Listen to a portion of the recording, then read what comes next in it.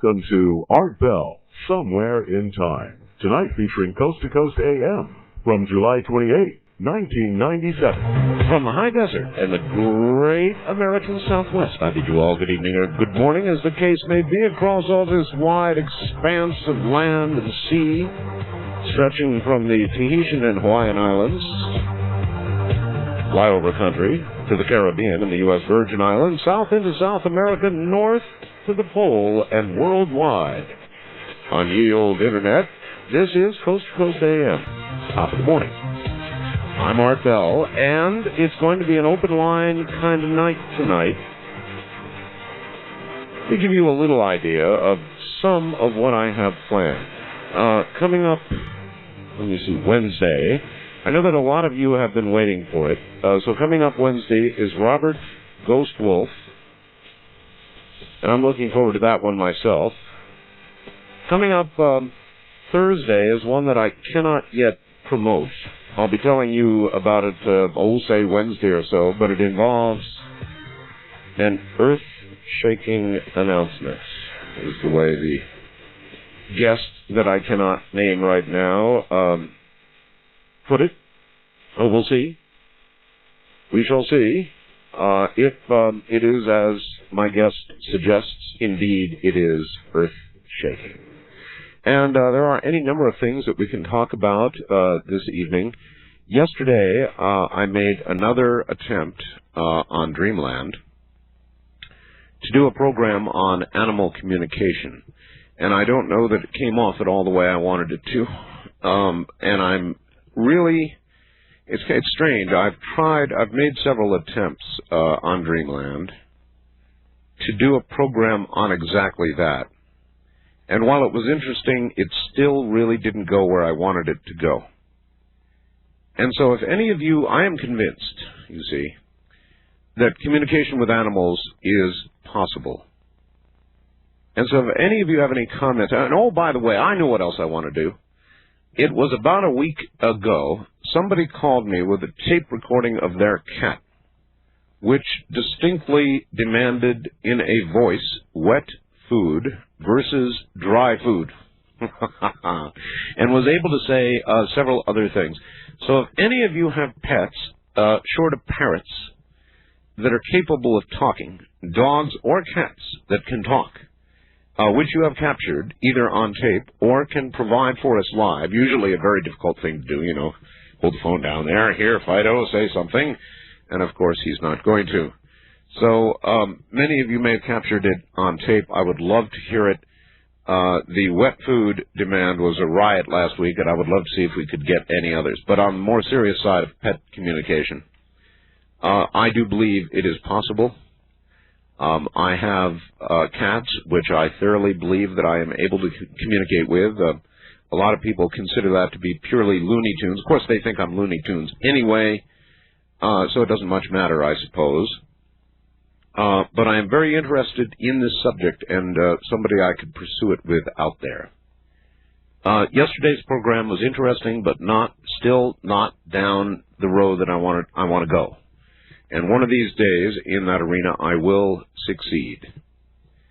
To give you an overview of what is occurring nationally with regard to surveys, talk radio remains the number one format. But nationally, talk radio took about, well, I'm not going to attach a percentage to it, but the ratings for talk radio in general in this last survey book went down. Almost, I say, across the board. There are a few exceptions to that, and I am thankfully one of them. Our ratings have either maintained their high level or gone even higher.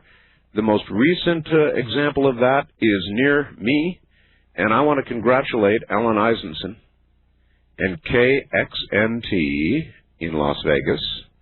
And I got a very excited call from Alan earlier today, and he said, Art, you're not going to believe the numbers. He said in some hours you've got a 19-plus share. And while that may not mean a lot to non-radio type people, trust me, it means a lot. And we, from coast to coast, from the West Coast through the Midwest to the east are collecting double-digit shares. Now, that's good. For those of you who don't know, that's really, really, really good. Double-digit shares, particularly in large markets like L.A., San Francisco, Chicago, and so forth and so on. Double-digit shares are considered very cool, and program directors and managers and stuff like that really like them. So it has gone that way for us, and not so well for a lot of the rest of talk radio across the nation nationally when you look at the picture. And I think the reason is the myopic concentration on the political world at a time when the political world is about as interesting as watching grass grow. But that's just my own personal opinion, and I do believe it is borne out in the latest numbers. We had a very interesting weekend in more ways than one. On Saturday, now that it's done, so I can tell you, Daniel Brinkley came to visit, and we spent a quiet afternoon with Daniel, or as quiet as one ever has with Daniel Brinkley. He is the real McCoy. Daniel Brinkley is a very, very interesting person. As you know, he has twice died. Daniel, when you see him in person, you'll see that all of the hair has permanently been burned from his body. As you know, he actually was struck by lightning and caught on fire. Clinically died. And Mr. Brinkley has, beyond any question, and I can attest to this personally, has powers, intuitive powers, that are a little bit frightening and can indeed read your mind. Now, while there is no way I can prove this to you, I suppose, in a way, perhaps we could do a program that would prove it to you. And maybe we will. But he demonstrated to my wife and myself that conclusively he could read minds, and I guess I won't go beyond that. But it is, I will tell you right now, it is a very unnerving experience. Daniel is a very good friend. But to have somebody capable of looking at your thought process, believe me, is some kind of unnerving process. Anyway, after Daniel left, the following day, we were struck by lightning. We had a whippersnapper of a storm come through here, and we were sitting in the living room. This was prior to airtime for Dreamland. And suddenly there was a bright flash and a giant pop. Boom! It sounded like from the other room, it sounded like a big balloon exploding or something.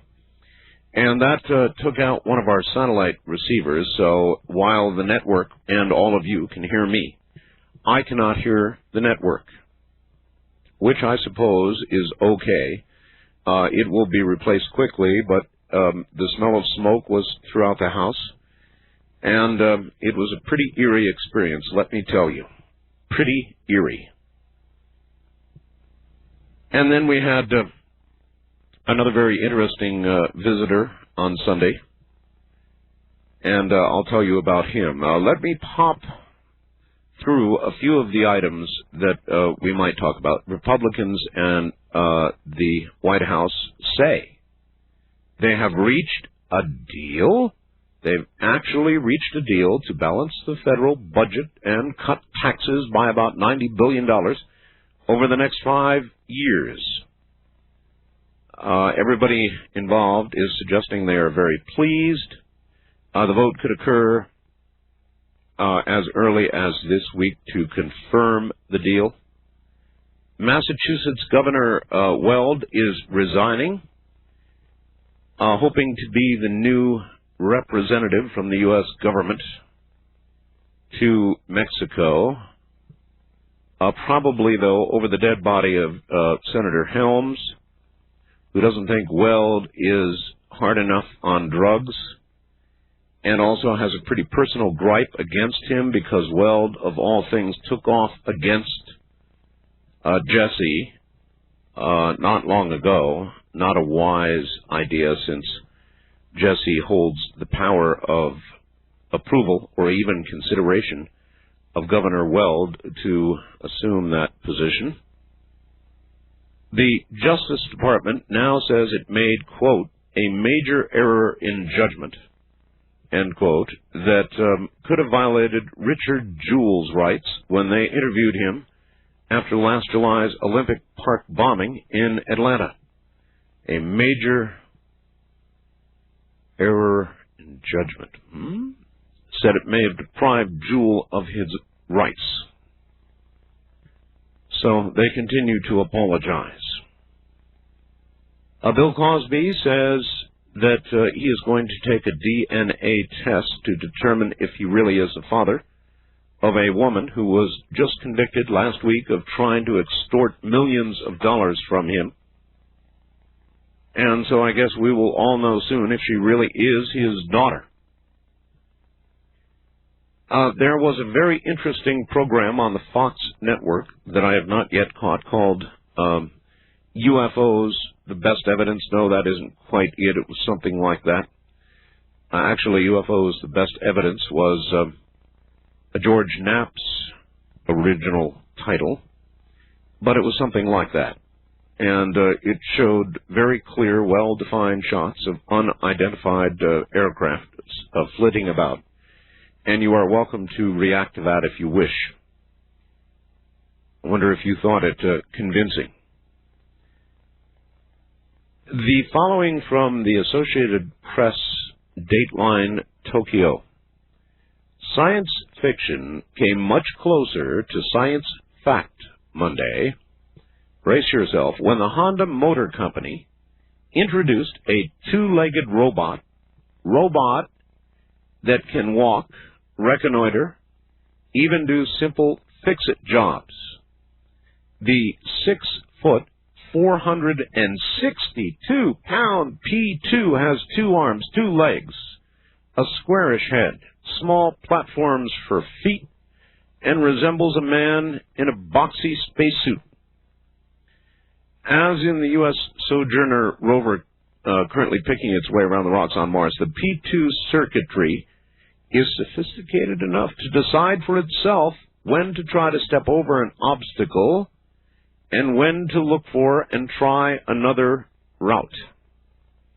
Now, let me think about this. P2 weighs how much? 6 foot, 462 pounds. In other words, if he were to make a mistake and step on one of my little kitty cats, you'd have kitty cat mush. Anyway, it allows it to do uncannily human-seeming things, such as finding a work site, pushing a cart to it, tightening a loose bolt there, all without continuous radio control. It only needs a simple initial command. In other words, begin. P2 can walk stairs, forward or backward. Oh my. Can keep its balance if given a shove. I wonder if it would shove back, even on a slope it has not been on before. Susumu Taki, a robotics professor at Tokyo University who led the Honda research team, likened it to the androids of science fiction. A truly humanoid robot was always considered to be just a dream or a product of fiction. But we have now proven it to be reality, he said. Unlike the most frightening robots of science fiction, P2 only does what it is told to do. It can be switched to radio control at any time or is simply turned off. Honda said in a press release that it will continue to make P2, which Taki began building over a year ago, more sophisticated and find more practical uses for it. Now, when you put this together, with the initiation of the first intelligent machine that we discussed last week, and you consider the application, and when I say intelligent, I mean sentient, a machine that can think, we are right there, and you put it in a robot body, you have a sentient being, don't you? And a pretty big, heavy one at that. Did you ever imagine it would move so quickly, this technology of ours? I have news of the first case of hantavirus being passed from person to person in southern Argentina. And somehow I am not surprised about that. Are you? Hantavirus, of course, generally was transmitted by rodents, generally in the Four Corners area. And now, all of a sudden, down in Argentina, they are finding cases of hantavirus being transmitted from people to people. This occurred in a hospital down there. And I think there is going to be more and more and more of this kind of thing. And I think it's Mother Earth kicking back, and we'll talk a little bit about that if you want. So anyway, it's going to be open lines. I've got a lot more material here, and I'll sort of dribble it out to you as the night continues. But we'll talk about anything you want. Go in any direction you like. Now remember, if anybody out there has a recording of their pet talking, I want to hear it. I thought that would be fun to pursue.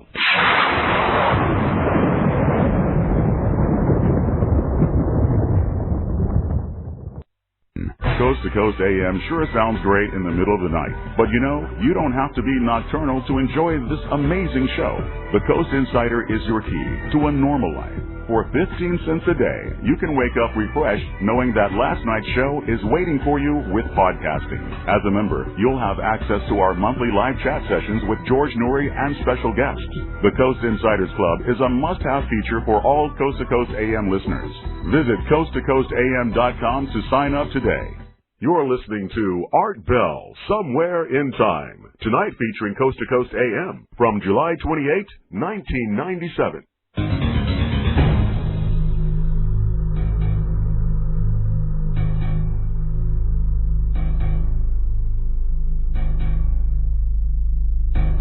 Linda Moulton Howe yesterday had an extremely disturbing report on Dreamland. We have previously covered Pfisteria, which is something affecting fish in the North Carolina estuaries and now into the Atlantic Ocean as well. And she had a guest which said that there are now millions of fish and now crabs being caught with large, open, bleeding sores in that area, and now not just North Carolina, but beginning to spread up and down the coast. It is a very alarming, very serious situation, and, you know, I'm sitting here thinking about it. I probably should have canned that report so I could have played it back for you here. She interviewed the doctor who's been doing that research in North Carolina, and it is apparently spreading and worsening at a very rapid or even exponential rate. Maybe we will dig out that report, and I'll try to get it on the air for you. You really need to hear it. She sent me what she considers to be a little joke earlier today, which says, from the rapidly deteriorating environment to the crumbling cement walls around the phenomena, I am reminded of a quote from the writer George Leonard. Your resistance to change is likely to reach its peak when significant change is imminent. Let's hear that again. Your resistance to change is likely to reach its peak when significant change is imminent. In other words, your final resistance to change, whether it be an industrial-based change or whatever else, will finally a change as you realize that something else is about to change. And I think she was probably referring to the hysteria that she reported on. I'm going to see what I can do. I'm going to try. I think I'm going to try and get some of that audio so we can repeat it for you. Anyway, coming up all night long tonight, open lines.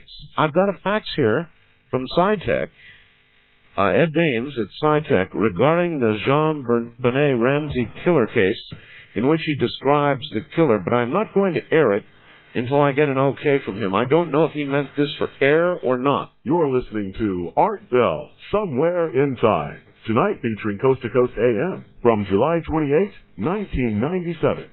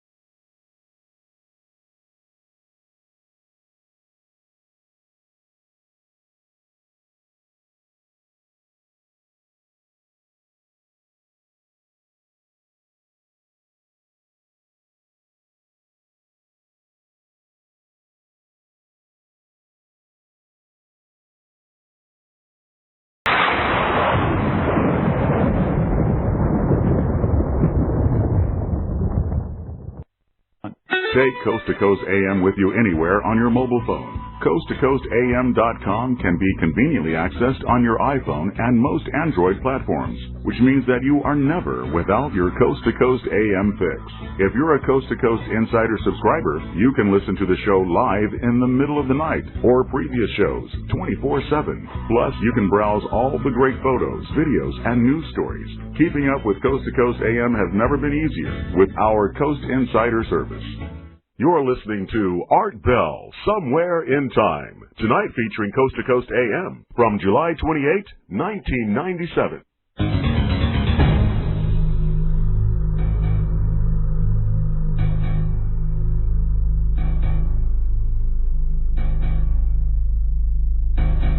East of the Rockies, you're on the air. Good morning. Yeah, this is John. John, please turn your radio off. Thank you, sir. Hold on. Okay. We don't screen calls, folks, so have your radio nearby so you can get it turned off right away. Where are you calling from? I'm calling from Pittsburgh, Art. I get to tune you in between the drifts. I was wondering, first of all, if you're going to get a station around this area so we can pick you up a little better. We're working very hard on Pittsburgh right now. Very good. You know who came to visit me yesterday? Terry Bradshaw? I don't know. No, good guess. Chris Ruddy. You know who Chris Ruddy is? No, sir, not familiar. He writes for your newspaper there. Oh, okay. All right. And he came and sort of spent several hours with me yesterday and is going to do a profile piece that will appear in your newspaper there in Pittsburgh. Well, I sure wish they'd pick you up because it's really hard to get you in this area. I guess we're down in the valley. But what I wanted to ask you about, I remember you had Hoagland on a couple of weeks ago. I tuned it in, and he said that there was some unaccountable weight on the Sojourner probe. Well, there's about 600 pounds of fuel. Well, would that equate to a P-2 robot being sent up? And more, yes. And more. And another thing I wanted to ask you, if you're going to have Colonel Corso on again, I was in intelligence in Vietnam, and one of the primary goals of the intelligence unit is translation. And I was wondering if they had, like he said, the actual crash pieces, supposedly there were markings on there, and did the G2 ever translate these markings? And did they have a copy of the translations? Yes. Oh, they do? Oh, sure. You know what it said? No, sir. Alien toys. I'm just kidding. No, I have no idea. Thank you very much. Consider if those were the toys of alien children, consider what the grown-ups might have been using. West of the Rockies, you're on the air. Hello. Hi, Art. This is Dave from Las Vegas, Nevada. Hi, Dave, KXNT Country. Yes, sir. People need to call Mr. Eisenson. Well, maybe I shouldn't say that. They need to congratulate the station. All right, they did incredibly well. Yes, they clobbered everybody in sight. Yeah, they're really doing good. I really enjoyed this channel. I had a dream with you in it the other day, or the other, Oh. And, yeah. We were talking, and I asked you a question as to why you didn't do any shows on legends such as the city of Atlantis. I'd love to do a show on Atlantis, but or something like that. But who do you get? I don't know. Well, see, there you are. Well, I mean, send me an expert on Atlantis, and we'll talk about it. Or the Holy Grail, or things of that nature. Get me an expert. All right. That's always my response. I mean, who do you call? I mean, you don't go to the Yellow Pages and look up Holy Grail and get a name. You just don't do that. Or the Ark of the Covenant or anything. Ark of the Covenant Institute, you don't get that either. No. Well, so, sure. I will try and do something on one of those. Right. Somebody might know somebody out there that might have information on that. I'm interested in any and all of that, as you well know. And so, yes, folks, I'll tell you what. If anybody out there is an expert on Atlantis or the Ark of the Covenant or any of the rest of these very interesting things, contact me by mail or email. I'm artbell@aol.com, or send me a fax, 3-page limit. Anybody sending more than 3 pages, it'll never print out, and I'll never see it, and it is a waste. So otherwise, my fax number is area code 702-727-8499.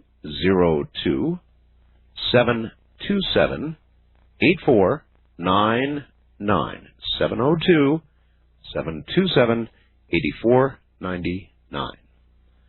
First-time caller line, you're on the air. Cheerio. Good evening, Art. Richard in Vancouver. Hi. Richard, get good and close to your phone. You're not too loud. Okay, how's that? Much better. All right. Richard Hoagland, and July the 20th to July the 26th. Yes.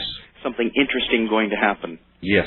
Father Mordecai Martin's birthday was July the 23rd. Malachi Martin. Father Malachi. That was predictable. I think he meant something else. Yes. Yes, coincidence. Actually, and your last listener wanted to know about the Holy Grail and the Ark. I'm certain Father Martin would probably know someone.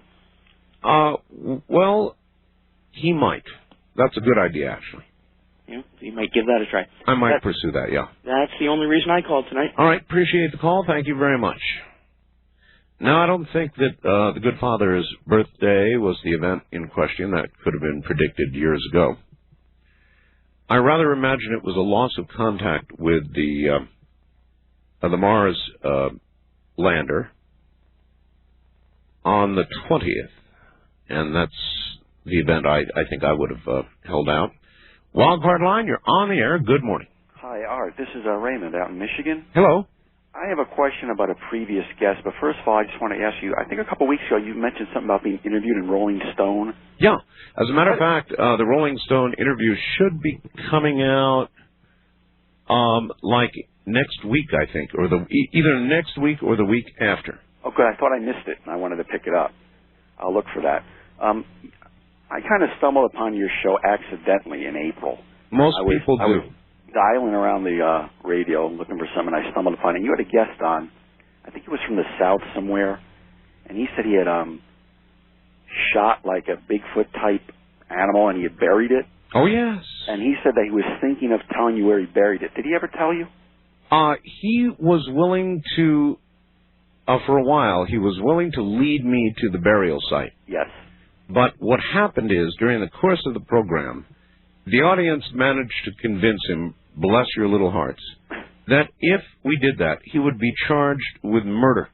Right, yeah. And so he kind of backed away from it. But initially, he was fully prepared to do that. It's too bad I left him on the air because people scare the hell out of him. Well, as I understand it, he was afraid it was so human-like that maybe it was a human or a malformed human or something. He began to doubt himself. Yeah. And realized the legal implications and kind of backed away. Yes, you're right. I just wondered if maybe he had ever gotten in contact with you and anything ever came of it. No. Oh, well. Nope, afraid not. All right, thanks for taking my call. You bet. Thank you very much for the call. East of the Rockies, you're on the air. Hi. Hi, Art. This is Jim from Maryland. Hello, Jim. How you doing? I talked to you a while ago about, remember the aircraft carrier with the UFO? Oh, I do, yes. I was watching that Fox special tonight, and they had a plasma-type craft that really reminded me of what I had seen back then. All right, remind the audience of what you saw. You were on an aircraft carrier. Yeah, I was on the John F. Kennedy. John F. Kennedy, and you were located about where? We were in the Bermuda Triangle, actually. We were in the Southern Atlantic at the time, doing some operations down there. And all the communications went out, and we had heard there was something over the ship. So a few of us ran out to the catwalk and looked up, and there was this large glowing sphere hovering above the ship. And, of course, we went to battle stations, general quarters, and all that. And for about 20 minutes, the ship was shut down. Nothing worked while this UFO was above us. And I sent you a fax about it, and we talked about it one night back in June. And then I watched that show tonight, and they had that one glowing craft. They had a video, and I said, my wife, I said, that really reminds me of that. Of what you saw? Of that UFO that I saw, yeah. It was very similar. Oh, I just got a message on the computer from my friend Brandon. This is Go Jim. He's listening to us too. I see. This computer thing is really great. So anyway, it is. Yeah. There's nothing like it. So anyway, there should be others. There would have been. How many do you think would have seen the same thing you saw way back when on the Kennedy? That's the funny part. It was a lot of people heard about it, but only a few saw it. It was only about 18 people that saw the thing. That's 18 people. Yeah, I'm hoping. I've got the story up on the internet on my web page, and I've gotten it's on another web page. It's on several web pages. I'll tell you what you do. I have ceased giving out web addresses on the air. Oh, I know it's too long. Anyway, I wouldn't want to. But if you would email it to me, okay, I'll go take a look. And if it's legit, I'll announce it on the air, and then maybe we can find some of the others who saw what you saw. That's my biggest goal. Is to. Well, I can help you out. Yeah, that would be great. Yeah, all right, that'd be great. Send it. Okay, I'll do that. All right, my friend. All right, have a good evening. Take care. I mean, think about it. A major asset U.S. carrier, the Kennedy, with something massive hovering above it.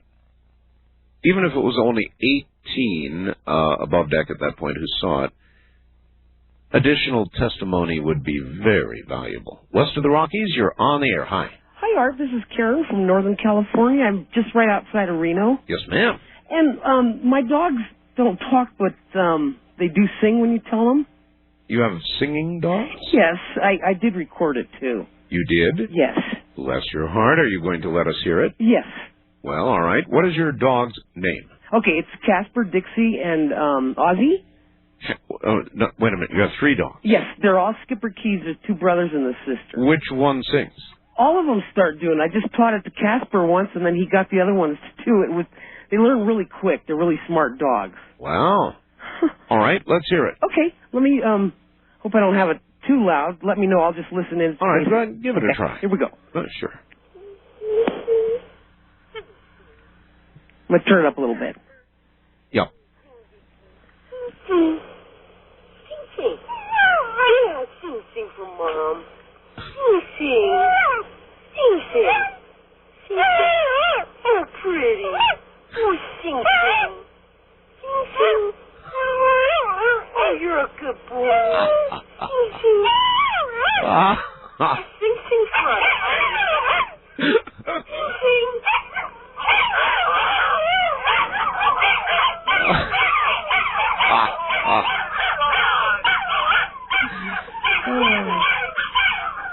I guess once you get them going. Pardon me? I say once you get them going, I guess. Yeah, when you get one going, they all start. I didn't notice any specific harmony there, but not really, but they think that they're kind of singing. Oh, bless your heart. Thank you. You're welcome. You take care. All right. That was pretty good. On my international line, you're on the air. Good morning. Hello. Hi, Art. Hi. Hold on a sec. Let me see if I can get rid of this echo. Where are you calling from? Heights, Alberta. Okay, Alberta. All the way in Canada. Okay. So, I just called to say, this is the first time I've ever been on. I understand. But surely you did not just call to be on for the first time. You had something to say, right? No. Okay. I called about Richard Hoagland.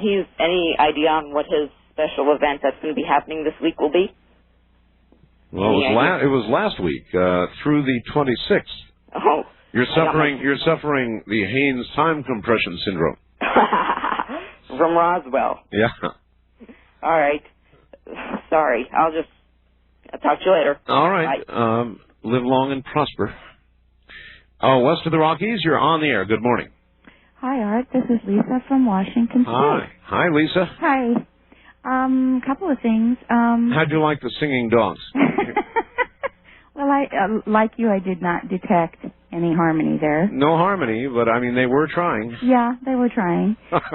We had a dog that we had for 11 years that did come back to us in spirit, I guess you could say. It was kind of eerie for a while. Yep, this is where people begin to think you're crazy as a loon. But I'm telling you, I'm telling everybody, it happened to me. I believe it is true. Oh, absolutely. We would hear him on our deck at night. My daughter used to sleep out in the yard with him. In the summertime, she would get suntans, and the dog would lay down beside her, and she wasn't particularly thinking of him, and she heard him breathing next to her, and it startled her, and when she rolled over, there was an imprint where the dog would have been on a white, she was laying on a white sheet on the grass, and right before he had died, he was having a problem with fleas, and there were fleas on the sheet, Really? and there was an imprint there. She didn't want to tell me about it for a while. It was very, very strange, and it shook her up quite a bit. All right, let me go straight to the bottom line. Sure. I've heard descriptions, just like the one you're telling me. I've had my own experience. Mm-hmm. This means to me that dogs, cats, other animals, maybe all animals, have souls.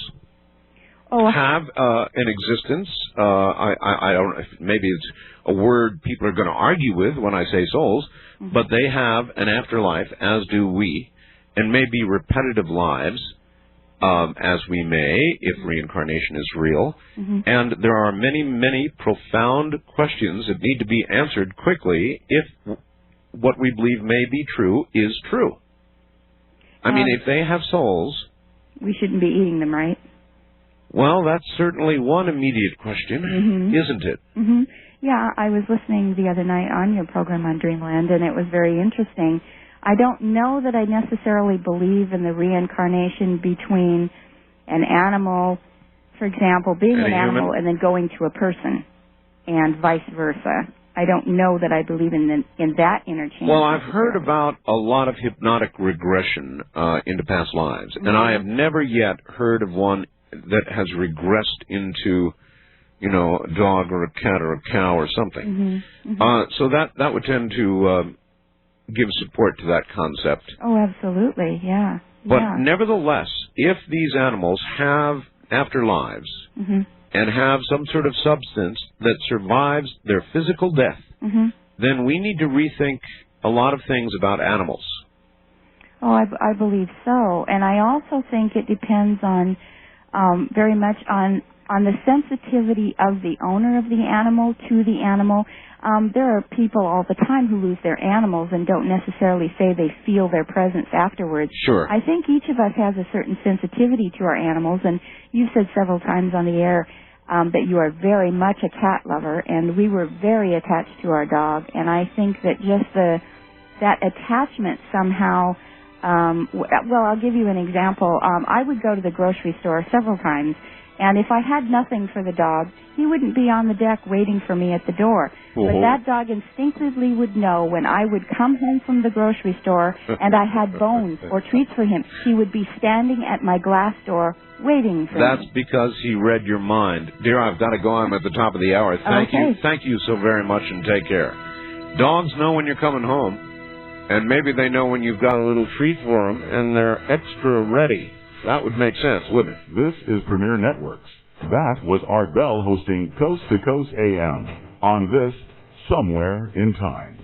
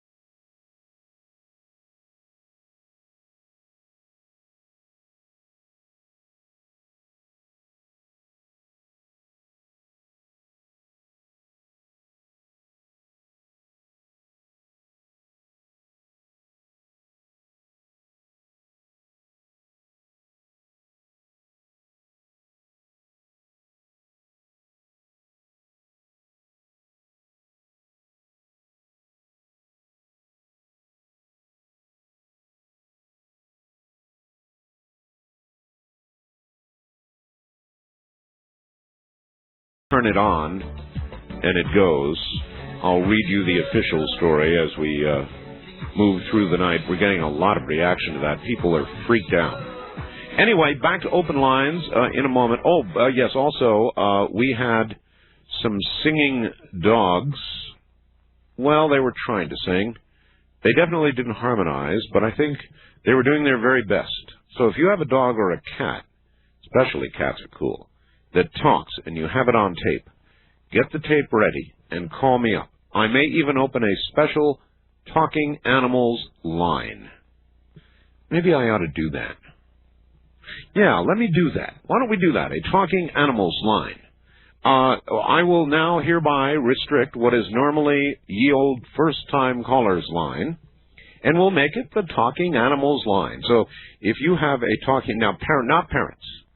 Everybody knows parrots can talk. So no parrots. But if you've got a dog, a cat, a cow, a tiger, any other form of animal that actually says something, and no doubt you've recorded it because it would be amazing to be able to play back for people. So if that's you, if you've got a talking animal, call me on my exclusive Talking Animal line. Open lines in a moment.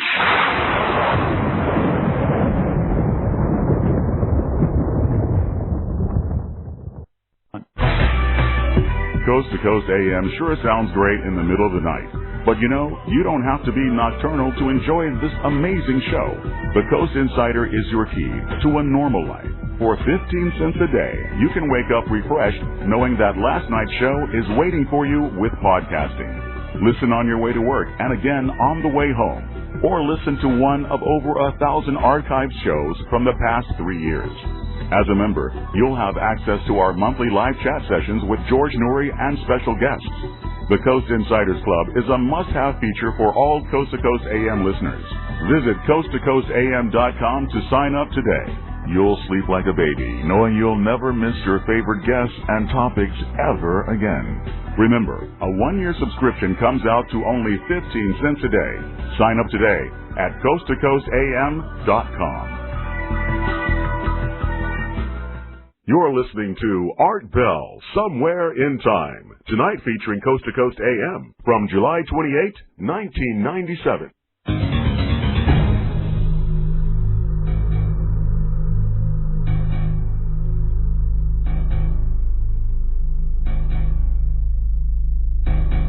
Okay, here we go into the land of the unknown, talk radio. Oh, and I've got several...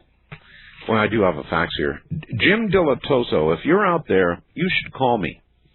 Because I just got a fax. I can't verify it. It's from Karen in mysterious Sedona, Arizona, which says, Art, our Fox affiliate in Phoenix, at their 9 p.m. news, ran a story, get this, folks, with Jim Dilatoso concerning the Phoenix Lights. He stated that he had been visited by, quote, the real men in black, and was supposedly told that some scientists at NASA believed the lights were in fact extraterrestrial and possibly a form of thought ball. They felt it could travel in hyperdimensional ways faster than light. The announcer at the end of the segment said this was not confirmed by an official at NASA. Do you think they are testing our reaction? Karen in Sedona. Ooh. So, Jim Dilatoso is a very, very interesting fellow who I have interviewed a few times. And I would like to confirm if this story is true. Jim, if you're out there, you have my private number. Call me and I'll get you on the air. And then I've got a number of faxes here about the robot. We'll talk about that. On my animal line, you're on the air. Hello there. Yeah, hi. This is Daniel, and I've been trying to get hold of you for a long, long time. Really? Where are you? I'm in Bakersfield. Okay. Okay, I used to have a dog by the name of Blondie. She was a miniature collie, and she used to have a large vocabulary of words. Really? Yeah, she used to say things like, I want to go, I want to go. No, no, no, no, no. I'm hungry, I'm hungry, I'm hungry. Now, hold on. And she used to howl it out. Do you have this on tape? No, I do not. But my aunt up in Idaho has one. Really? Yeah, she has a miniature. All right. She All right. poodle. Listen to me. Okay. This line now is dedicated to people who actually have tapes or even want to let their animals say something live on the air. Yeah. So your story, interesting but secondhand. Get me a tape and we'll talk. Okay. But if I could get a hold of my aunt, she has a dog that's actually alive that talks right now. Well, then have it. I mean, her call this number, and we will indeed get the both of them, I guess, on the air. Now, don't take advantage of that line. Now, this is only for people who either A, have recordings, or B, have their animal prepared to say something to us live, which is, very problematic, of course. I would assume you have a tape. Wildcard line, you're on the air. Hello. Hello, Art. This is Bob from Ohio. How you doing? I'm doing fine. Good. I'd like to ask you a question. Are there any new updates on the alien interrogation or the video by Rocket Films? Is that available yet? I thought that we're just about at the release or past the release date for it. It seemed like it was supposed to be out by now. Okay. So I have no updates yet, but we can certainly get one easily enough. Okay. All right? Okay, thank you very much, Art. Thank you, and I'll let you know when we know. I don't know. It's supposed to be out in video. Art, with regard to the 6'4" robot that weighs 460 pounds, I understand the Green Bay Packers have already made him an offer. Yeah, the Packers. Wonder how they're going to do this year. They've had some injury early on in preseason, but I'm a big Packer backer. West of the Rockies, you're on the air. Hi. Yeah, hi, Art. This is Ken in Las Vegas. Yes, sir. Okay, in the beginning of your show, you were talking about your demographics and ratings.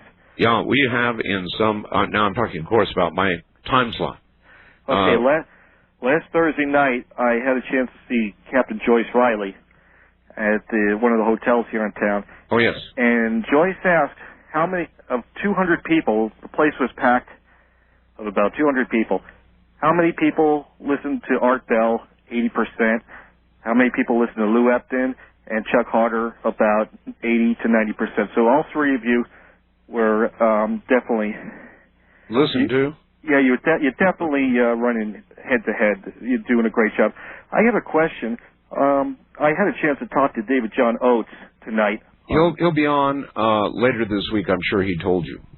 Okay, he didn't tell me that, but one of the talk shows here that carries your show, I had a chance to talk to him. I have a question. He mentioned something about NASA.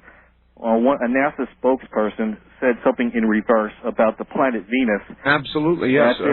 I did a whole show on that, sir. Yeah, that there are people living on there. Now, I got a question, and I want your undivided opinion about this.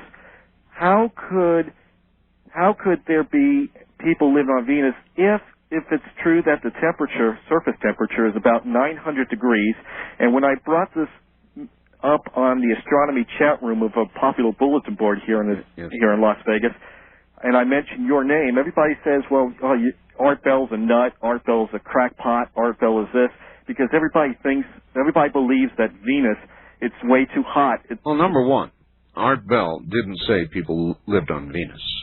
No, I didn't say that. That came as a reversal. No. Number two, it is rather arrogant of us to assume that all life forms are exactly as human beings. In other words, flesh and blood, based with, for example, you might come upon a life form based on an entirely different substance. So, what do I know? Yes, that was one of the reversals. There's no question about it. But is there any documentation, any proof to prove that there could be life on Venus? No. Don't you think that would have been big news if there had been? Well, there's a lot of things that are big news that never gets reported. Well, that's for sure. So I don't know about a undivided opinion.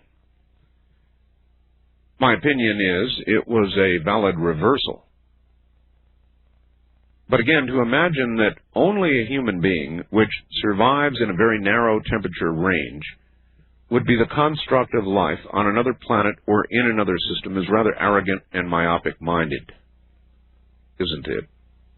There might be all sorts of life forms that survive in different ways. On my animal talking line, you're on the air. Animal talking line? Yes. Art? Yes. Yes. Art, do you have an animal I'm sorry. I'm calling for. I just had a question. No, can't take it. That's my animal talking line only. Wild card line, you're on the air. Hello. Goodbye. East of the Rockies, you're on the air. Top of the morning. Hello there. Hello. Yes, turn your radio off. Hi, Art. Good first step. Yes, hello there. This is Bill. I'm calling from Cherville, Indiana, just south of Chicago. Yes, Bill. I had a comment about the a video that was on Fox tonight. When you get a chance to check it out. What were your impressions? Was it really good, undeniable evidence? I think it was. I mean, I really do. They did a good job of portraying many of the things they were showing. There was one in particular that had caught my attention because earlier in the day I was listening to a program, an earlier program of yours from June when you were talking to Doug Ruby about crop circles. Yes, yes. And one of the part of the footage that they had showed this evening on the video was from Brazil, I believe. I may be incorrect, but when you see it, you can take a look for it. And the craft that they were showing was flashing various different shaped features as it was in the air. And one of the crop circles you had mentioned that night with him was from the one from Stonehenge. Yes. It had just gone up on your website at that time. Correct. And it was eerily familiar to the crop circle. Some of the shapes that the craft that they had showed on the video was flashing. And I thought it was pretty interesting to see that since I had just seen it today also. So you might want to check that out when you see that. All right. When you get a chance to see the video. But otherwise, I think they did a pretty good job. I think you'll like it. What do you think of the idea of robots? Apparently, we are on the edge of having sentient robots. That means aware machines that move as humans do. Good idea or bad? I don't know. That's an interesting situation. That's a tough one. I think it's got both its good and bad points. I mean, for the sake of science, I think it's a good thing. It would mean you could have a servant. It would mean it would do all your physical work. You wouldn't have to toil anymore. Yeah. It would do all the rotten jobs, wash dishes and all that sort of thing, wash your car. Right. You can sit there on the couch, watch TV, and say, all right, car time, go wash the car. Yeah, even that has its downside because then you start to get tempted to get too lazy, I think. But, I think it's definitely worth looking into. Pastor Bradley, who faxes me every now and then, a PhD himself, a Jesuit, wrote the following. Dear Art, with regard to the announcement concerning the robot, how long until someone goes to turn off one of these robots and its hand reaches out, stops the person, and says no? Yeah, always the fear of the robot turning against you. Something like that, yes, thank you. Imagine that, folks. You reach out to throw the off switch, and it goes, no. Grabs your hand, firmly, not crushingly yet, but says, no. You will not turn me off. West of the Rockies, you're on the air. Hi. Well, good evening, Art. This is Pete in Portland. Pete in Portland. Yeah, I wanted to say I've got good news and bad news, but I think I've got bad and worse news. The world is always full of that. What is your news, Pete? Well, the first part is that about 10 days ago, a man in southwest Washington State, a bit north and I think west of Vancouver, Washington, which is just across the river from me, died in the hospital from hemorrhagic fever caused by hantavirus. That's bad news. Yes, he contracted it. And if you add to that the Argentina story of the fact that down there they now are proving that the hantavirus is transferring from person to person. Very worrisome. This man had vacuumed out a mouse nest in his house using a vacuum cleaner and wasn't wearing a dust mask or anything, and they advised us that should you need to clean out a mouse nest, you should use rags, soap, what do you call it, chlorine bleach. So, and we're not safe here in Oregon because, of course, mice can get into boxes of cereal and whatever on trucks and come across from manufacturing processing. Not something you'd want to find in a box of cereal. Oh, not at all. Well, they get out and then they breed and pass their stuff on to the mice down here in Oregon. I know, but I mean, imagine pouring your Wheaties, right? And sticking up from your bowl, perhaps either prior to or after you've added the milk, would be a furry little tail. On my Talking Animals line, you're on the air. Hello. Hi, this is Janet from Hotchkiss, Colorado. Hi, Janet. How are you? I love you. I'm calling in as a voice for cats. Really? I live next to a lot of ranchers, and they border the town. Yes. And I've been witnessing, and they're killing, I don't know how many cats over the years. Yes. And they're bragging about it at the local coffee shop. Well, that's horrible. Listen, this is a line open only for people who have tapes of or real talking animals. Do you have one? Oh, no, I was trying to get across. No. I appreciate your call, but this is now a special line. Only if you have a recording of or an animal that talks should you call the following number. Otherwise, do not call. Area code 702-727-1222. Normally, the first-time caller line. Now, restricted only to people with recordings of animals talking or the real thing live. That's it. East of the Rockies, you're on the air. Hi. Yeah, Art, it's Vince in Chicago. Hello, Vince. Yeah, that was a really interesting show Friday night with Richard Hoagland and company. Yes, it was. The geologist, Mr. Nix, Dr. Nix, actually, was quite convincing. Yeah, I thought he really did a great presentation, Richard. And I'd like to ask you a few things about that program. You know, you had that report that night from Phoenix of some strange lights that were in the sky. They were searchlights from the opening of a bar. We had that on the air. Did you not get that part? Yeah, I got that part, but I thought that was kind of left dangling, like it wasn't sure if it was. No, it was confirmed. Oh, so it wasn't anything unusual? It was very unusual lights because they split out and came back together again. So, Phoenix is kind of on a hair trigger anyway, and you get that kind of event going on in the sky and people freak.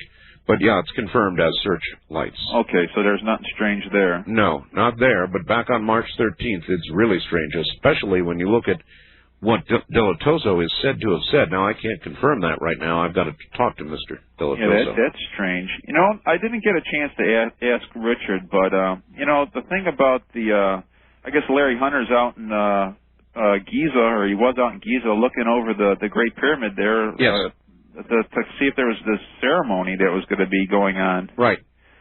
I really find that kind of, I don't understand what the heck, Richard Hoagland had said that there's some high-profile people that were in the pyramid due to this secret dig, and I just can't understand what that's all about. Do you have any idea? Yes, I have an idea. I don't understand it either. It has to do with Masonic ritual, and frankly, I can't give you details except to say that it is Richard's contention that events at Giza, dates and things going on at Giza, have driven the NASA program, very specifically have driven the NASA program. So you would have to listen very carefully to his show to understand that, and I'm certainly not the right guy to explain it. First-time caller line, you're on the air. Hi. Hello, Art. How you doing? Wait a minute. This is my Talking Animals line. Yes. You have one? Well, yeah, I have a Blue Point Siamese. Yeah. Well, actually, she has me. Well, yeah, well. And she talks to me. And what does she say? Well, I don't know what she says, but sometimes I wonder whether she knows what I say or not. No. You're missing again. Do you have a recording of your Siamese? Well, unfortunately, things are always done on her terms, and I can't get her to do it now.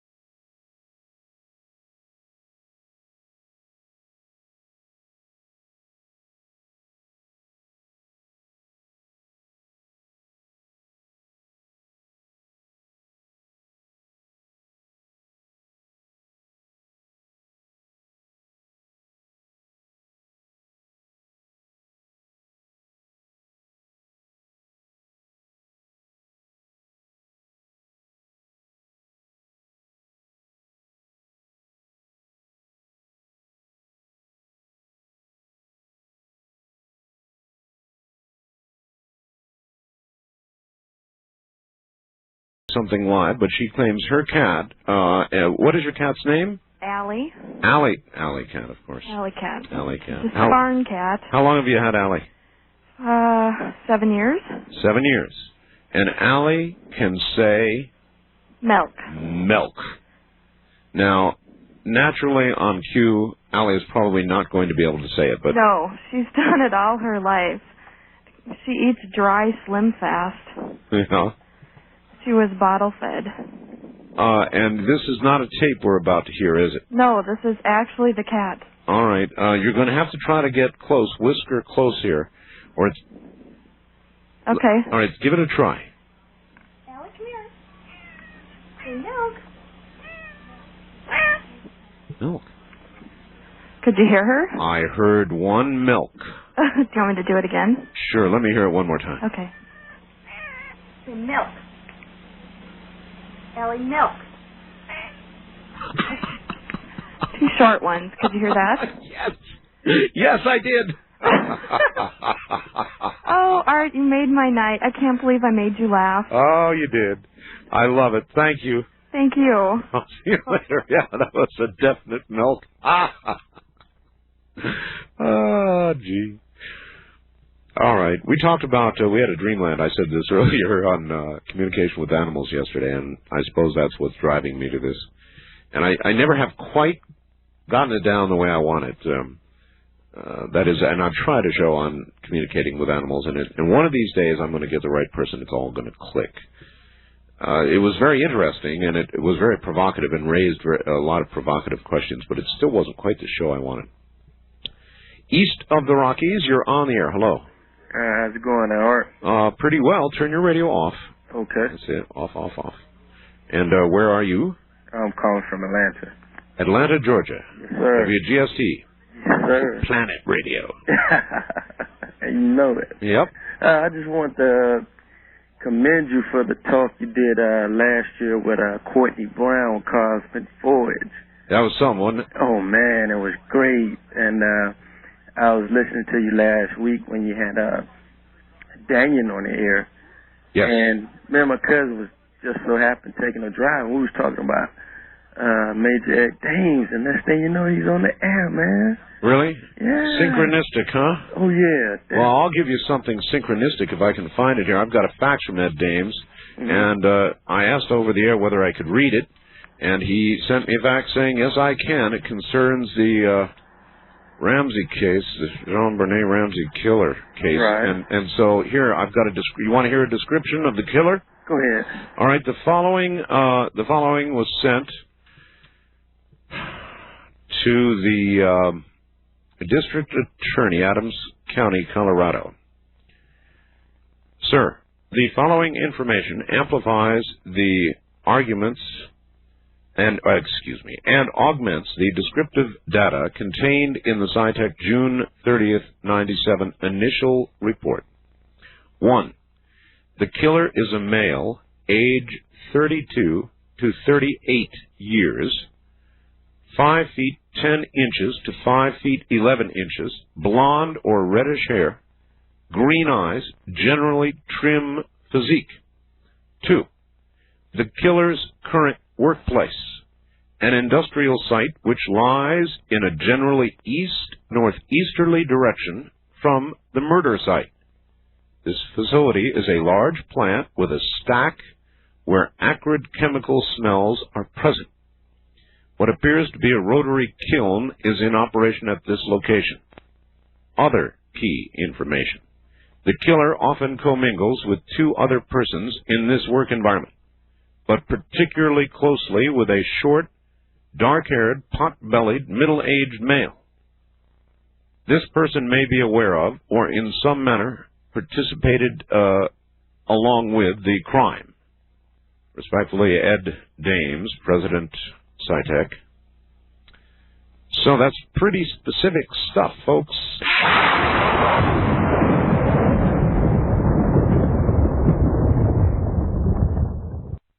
You're listening to Art Bell, Somewhere in Time, tonight featuring Coast to Coast AM from July 28, 1997.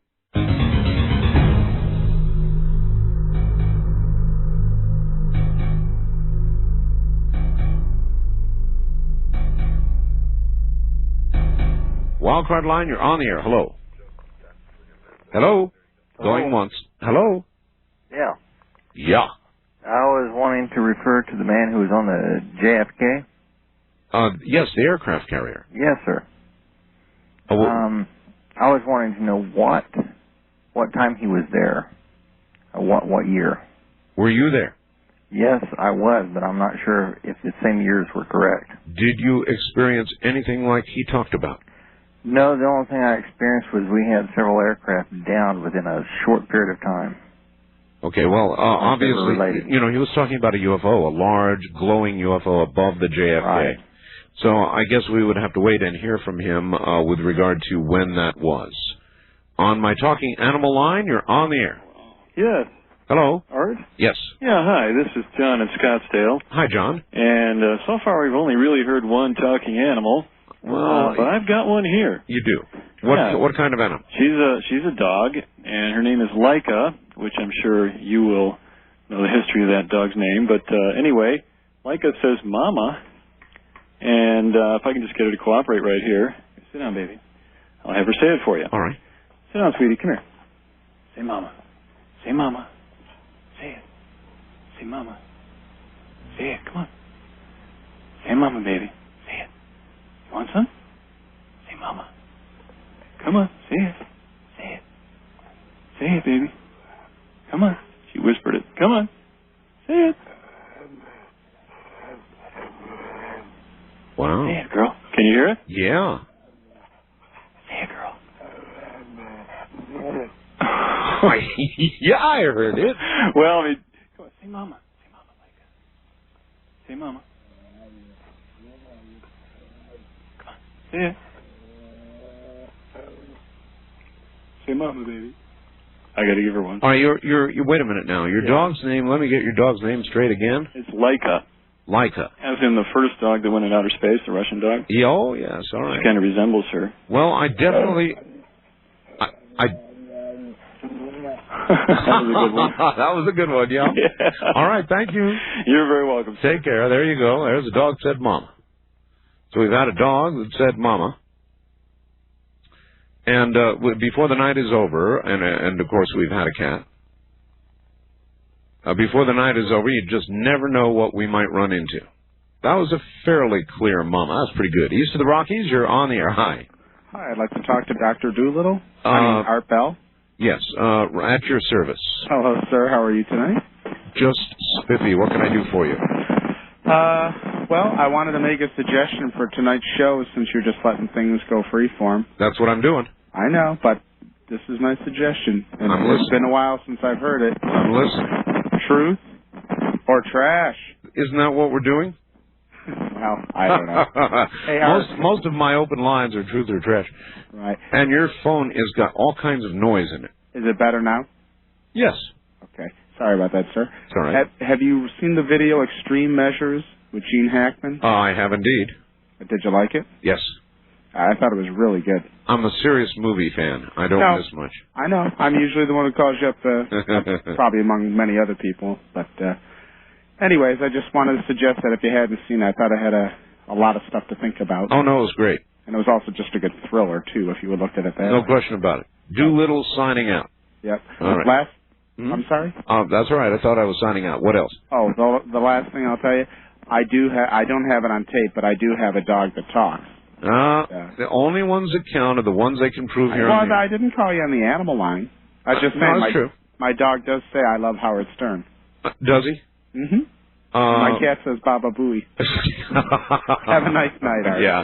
Goodbye. I bet. West of the Rockies, you're on the air. Hello. Hello. Goodbye. East of the Rockies, you're on the air. Hello. Yeah, hi. This is Tim from Omaha, Nebraska. Tim, extinguish your radio. Okay, I'm out of the room now. Okay, hi. About a while back, I was in a fishing trip with my buddies, me and about two of my friends, and we were sitting back, and one of us was getting wood, and the other two of us were still fishing, had our lines in the water and everything. Yes. And all of a sudden, it was a perfectly bright, clear night, stars out and everything, sitting back fire and everything, and a blue light. It was just blue, lit up everything around everything. There was no clouds. It couldn't have been lightning. two of us seen it. About an hour gone by, I suppose. No time. We couldn't recall for any time at all. One of us didn't even see it. The other guy didn't see it whatsoever. He couldn't recall what we were talking about. Probably about 4 hours earlier in the day, there was a crop circle. I'm not sure if it was a crop circle. It might be what you want to call a crop circle. Out in the middle of this field, because we had to walk clear around a creek, probably about a half a mile to a mile radius away from the lake and out towards just an abandoned field.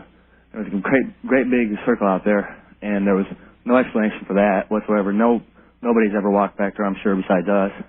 And I was just wondering if maybe you know what anything like this could have been or something. No, of course not. I would have no way of knowing what it was, other than as you described.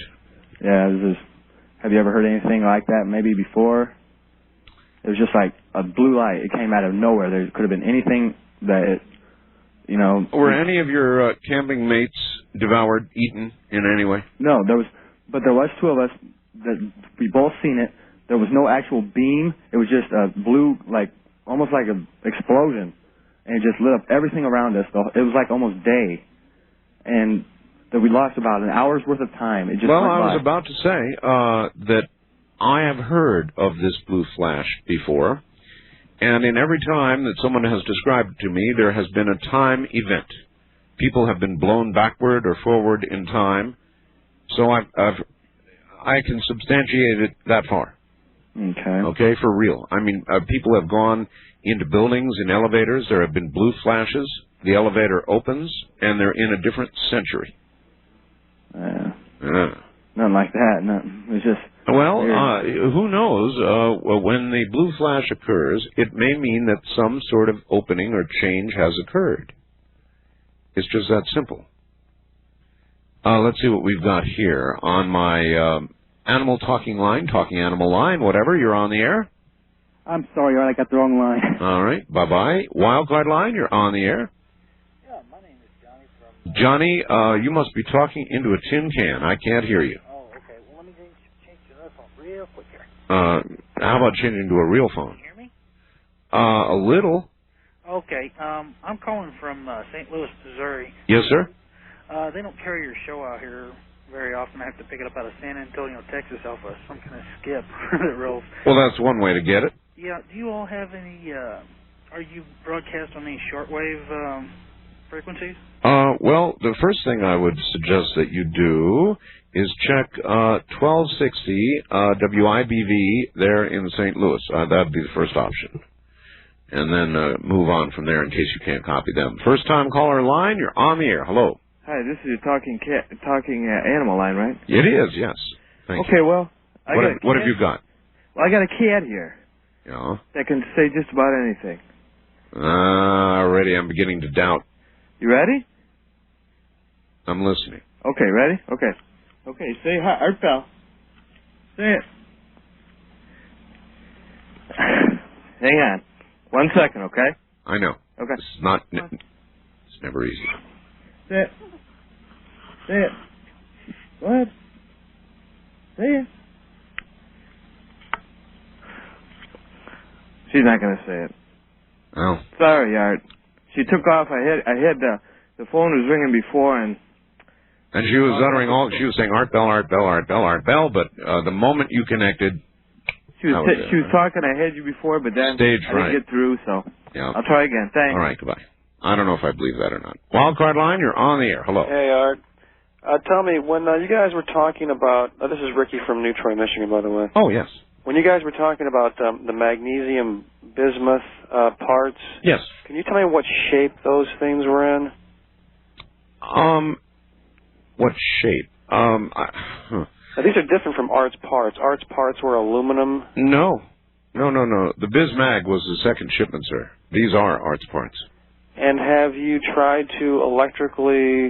We've done all kinds of experiments. If you'll check my website, you'll see the scanning electron microscope cross-sections of them. You'll see full pictures of the parts. The one particular test, have you tried to pass electricity from the magnesium to the bismuth? Yes, we have. And was there any electrical conductivity or an absence of that? There was... What they did is 500,000 volt electrostatic charge tests. I was thinking maybe that... and we actually have moving video, or we did, I don't know if it's still up on the website, of this part taking off in the air. I'd like to say something about James Van Praagh. You're familiar with him? I've heard of him. You've not seen his little act that he does? No. Well, it's he for the 18 million people out there who might have heard of him or seen his little act, he communicates with ghosts. He asks information from the spirits. Yeah, but how does he receive it back? So we all can hear it, or does it come through him? It's just through him. It's incredible. I know, but I have such a problem with that. It's an incredible act how he does. But wait, here's one flaw in his little game. He says that he can receive information from the ghost. As I said, he can make requests of the ghost for information. But he also says the ghost can affect electrical devices. He'll talk to one person and he'll say, you've been having trouble with your phone last night. Yes, it was off and on, off and on. He goes, yes. Well, that's your dead grandmother. They can affect electrical devices. So my question is... Yeah, but why would somebody's dead grandmother screw with your phone? Wait. That's not my point. He says that... my point is, if he can make requests of ghosts and that these ghosts can affect electrical devices, then could he request of a ghost to affect an electrical device under controlled scientific tests, right, under conditions? And I wrote him this letter. I have his address, and I asked him this question, and I got back an order form for his tapes and videos and things. Uh-huh. I'd like to say something else in addition, if I could, about the Bermuda Triangle. Yes. I called up before, and I guess you didn't think it was too interesting, but here it is again. All the eels of the world go to either the Devil's Sea or the Bermuda Triangle in order to reproduce. When they get there, they swim down to incredible depths, and they're never seen again, living or dead. So there are... Now, how do you know this? Oh, it's in all the eel books. If you read about eels, it's a scientific fact. They never actually say Bermuda Triangle or the Devil's Sea, but they give you the locations on a map, and if you check the maps against the Devil's Sea / Bermuda Triangle... Well, eels are electric many times. Why don't you have James Van, whoever, see what he can do with one of those? Eels are not electric. The electric eel is not an eel at all. It's a fish. Oh. It's related to catfish. Well, it's an electrical device, right? Well, as are all atoms, so anything comprised of atoms is an electrical device, yes. All right, well, I now remember why I didn't think too much of the theory before, because I don't now either, but I appreciate your call. East of the Rockies, you're on the air. Hello, Art. Hello. I was just calling to let you know I've got a singing dog if you want him. Oh, you do? Yeah? Let me hear him. His name is Bart. He belongs to a friend of mine named Clancy. Here he is. Might take you out to the end of the hour. All right. It takes him a little while to get warm up. Can you hear that okay? Well, yeah, I hear it sort of.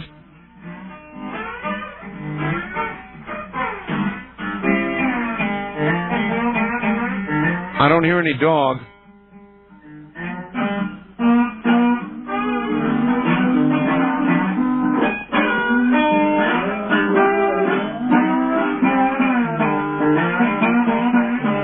You're listening to the Bozo Truckers Network.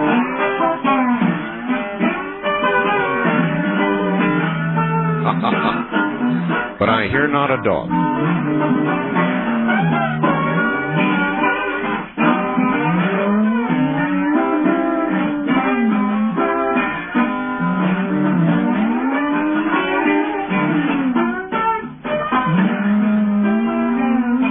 Oh. How was that? I didn't hear any dog. Oh, you didn't? No. Well, he's on there. Doing what? You know how hard it is to tune a slide Doberman? Well... Look, Roseanne did better with the national anthem. Oh, yeah, you know, and I can see why. I mean, that was terrible. Well, that was okay. Absolutely, that was the most... It offended. That was actually offensive. It was so out of tune and that's discordant. Hard to tune a slide Doberman. Well, I couldn't pick out the Doberman part of it. Now, I heard the strumming, but I didn't really hear anything that resembled anyway. Maybe some of the rest of you heard the Doberman in there. I really didn't. All I heard was a discordant mess that was hard to listen to. that reminds me of why I originally didn't like country music. This is Premier Networks. That was Art Bell hosting Coast to Coast AM on this Somewhere in Time.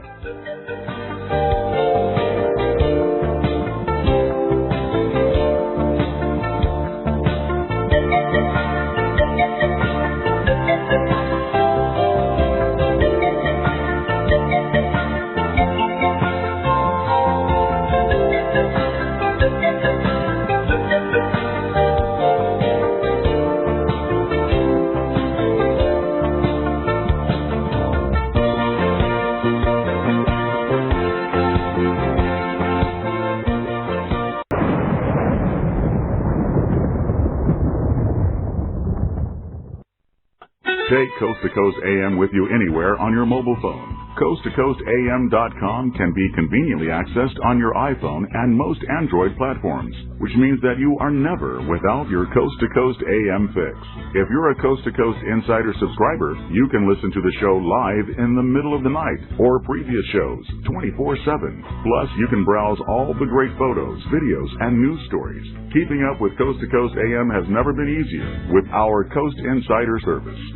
You're listening to Art Bell, Somewhere in Time, tonight featuring Coast to Coast AM from July 28, 1997.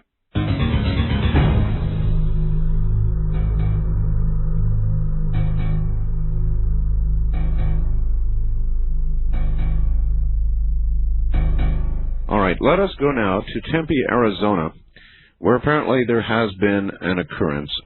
Jim Delatoso is on the line with me. Jim, thank you for taking time out. You're in a lab in Tempe, right? I'm in the world-famous Village Labs. Would you fill the audience in, please, on who you are, just in case, some are not aware. This dates back to the March 13th light event over Phoenix. Well, I'm the president of a company called Village Labs. We've been in business for about 25 years, priorly under two names, Computer Graphics Lab, a computer graphics design company, and the Village Recorder, a world-famous rock and roll recording studio. Oh, okay. Both places have been noted throughout their history, each in their own industry, for innovative work. The Village Recorder, home of Steely Dan, Supertramp, Fleetwood Mac, the Eagles, and many rock and roll bands. Wow, I didn't know that. And Computer Graphics Lab, we were the innovators in flight simulator and classroom engine maintenance simulators for DARPA and movie colorization technologies that we developed, and supercomputer installations and design technologies, and we work a lot in the aerospace industry. So with those two families of tools available since the late 70s, I've been interested in and participated in the testing of many pieces of evidence that seem to be part of the paranormal. Okay. And in that regard, you got an opportunity to get your hands on the footage of the now famous or infamous lights over Phoenix on March 13th.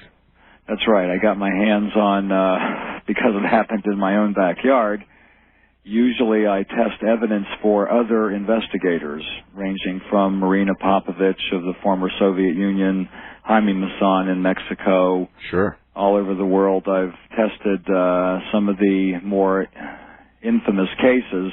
You never hear about the ones where I find the hoax. You only hear about the ones where someone has some story to sell or tell about the most recent sighting. So when the Phoenix Lights case came about, and a number of the investigators, including Bill Hamilton, that I have a high regard for, got involved in the case, I was asked to, and did indeed, test the video and the pictures that came about as part of the evidence. And what did you find? Well, initially, as I do in most cases, I set out to find out what it's not, like fingerprints on a doorknob. You have fingerprints of an unknown, and you attempt to match it to something that is known. So you look frame by frame, and you're looking for fraud, of course. Well, we look for fraud, we look for Hale-Bopp, we look for planets, we look for stars, we look for airplane lights, we look for flares. over and over and over again. Especially flares. Let's stress that. Well, point. especially flares. And one of my colleagues, Michael Tanner, and I have been working together for about 20 years in various UFO cases. Most of them never reached the public. Yes, sir. But Michael handled investigating and following up on witness reports that came to us from Peter up in Seattle. Peter Davenport. Peter right? Davenport. And MUFON, to the degree that they had collected names and followed up somewhat, there were some controversies at the beginning about how the investigation should be conducted and what was a real investigation versus a club effort. Okay.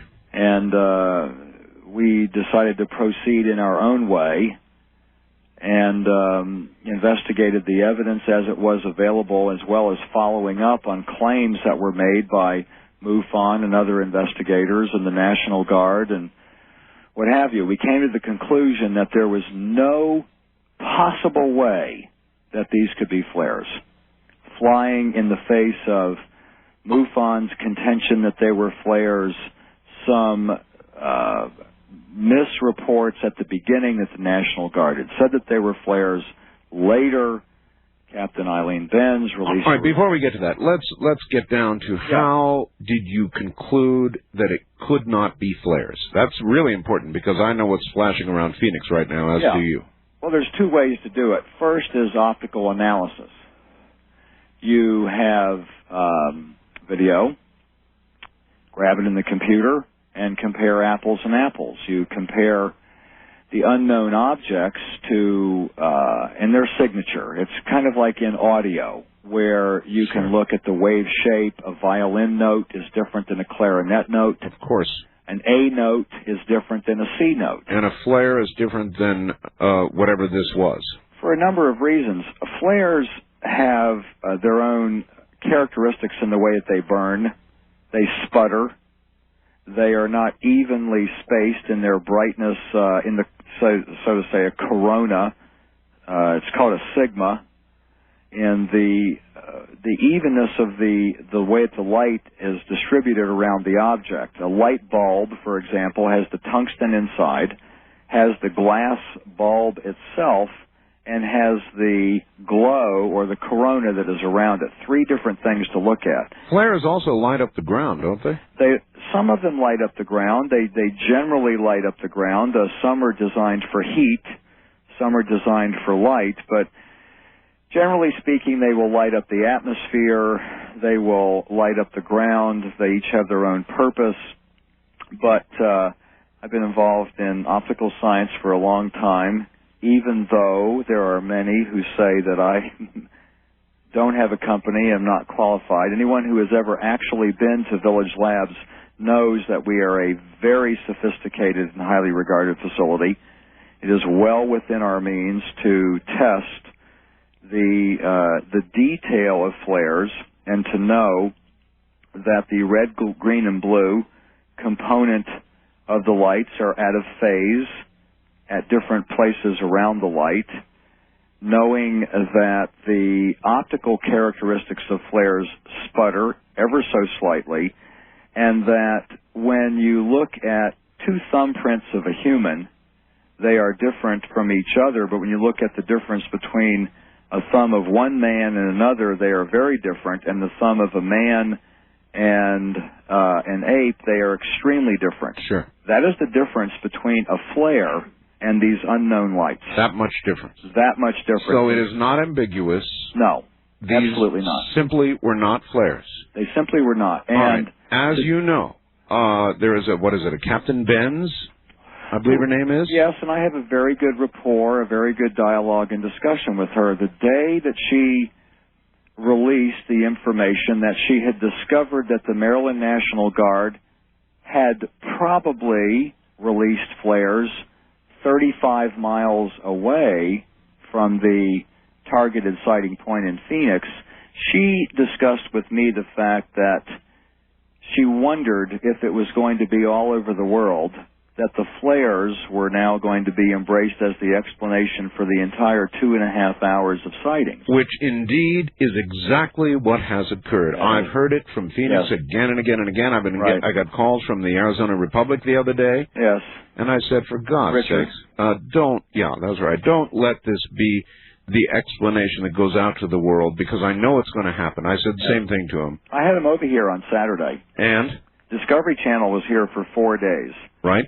Doing a detailed 1-hour investigation of the investigation called The Anatomy of a UFO Sighting. And they talked to everyone from Richard Motzer, who you've talked to before, to radio and television personalities, to witnesses, to pilots. And they were exposed to the television, radio, and newspaper press who had reported on this, and Richard was over. And it wasn't until we came to the lab and actually saw the testing itself that he knew, and it was blatant and obvious, that the flares, as videotaped by other investigators and by Channel 12, compared side by side with the unknown objects, were not even remotely close. The difference between a violin and an oboe. Sure. Not just the difference between a C note on a piano and an A note. I mean, drastically different. Okay. So we had to put a lot of time and attention. I'm a very busy person. I have a lot of things to do in our day-to-day work, but I address the flares and the entire Phoenix Lights issue because it was viewed of such incredible significance by others around the world, and in my studies, I started seeing things in the unknown light objects that I have never seen in my optical analysis of anything before. What would those be? Well, the clarity and the purity of the light, and most specifically, the way that it went out. It did not go out like an artificial light, like voltage going down. It did not sputter and go out like a flare. It went out like an iris closed and blocked the light.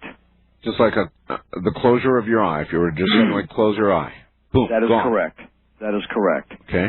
And I talked to a friend of mine, some of you may know of, David Froning, I've known for about 15 years, who was the director of Advanced Propulsion Studies at McDonnell Douglas, and I know him quite well. And we talked about it at length about a month after the incident happened, and we decided that it wasn't a topic at the moment that would be meaningful to anyone in the UFO clubs or to any of the other investigators we were working with, and that there were some things that we were going to look into. The flares issue we saw was going to be an item that MUFON was going to argue about, whether they were put up to it or they were jealous and doing it on their own, but it was going to be an issue, and that we had to have definitive proof that these were not flares. Okay. We had no reason to publish a report on all of our findings at that time, even at this time, and to provide it to people who are still immersed in their own view. You know, I have met hundreds and hundreds and hundreds of UFO investigators over the years, and or more. Can I get one other question with you, Jim? Yes. Barry Young, who's a talk show host there in Phoenix during the day. I've never met him, but I've heard he talks about me. He talks about me, too. Has said again and again that he, for example, had a young astronomer who focused his telescope for a period of time on these lights and saw airplanes. He was here Saturday night. Got bored and focused elsewhere. And that was the explanation. Now, of course, they're coming back and saying flares. Was it airplanes? It is possible that that young man saw airplanes that night, but there are some things that don't add up. In other words, what's on your tape can you definitively say that what's on your tape? It was a different event. A different event. So there were a number of events that night. Mitch Stanley looked into his telescope at between 8:20 and 8:40 that night, if he saw airplanes, 9 of them, in a V formation, it was a radical formation.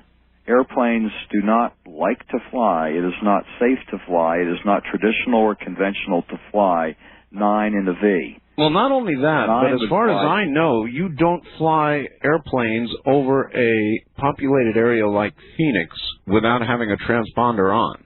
And without having a very specific and absolute reason. That's right. And you recall the testimony of the 2 tower guys who say there was nothing there. There was nothing there. And Peter Gersten filed Freedom of Information Act. We got reports that there were no airplanes of that nature flying. Now, Mitch Stanley might have seen something. But not what you've got on tape. Not what we have on tape. That was a different incident. A V formation of 9 planes, each with 3 lights on it. You know, it's very difficult to focus a telescope at 10, 15, 20, 30,000 feet. You betcha. An astronomical telescope. Mitch may be very adept and capable, and he seems like an astute and honest man.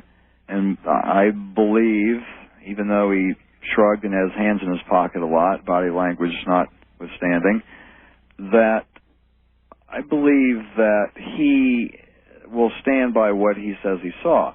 Now, A-10s or other airplanes, he said they had straight wings, would not fly in a formation of 9 with lights on. They would fly 3 by 3. Not only that, but 9 of those would make a whole lot of noise.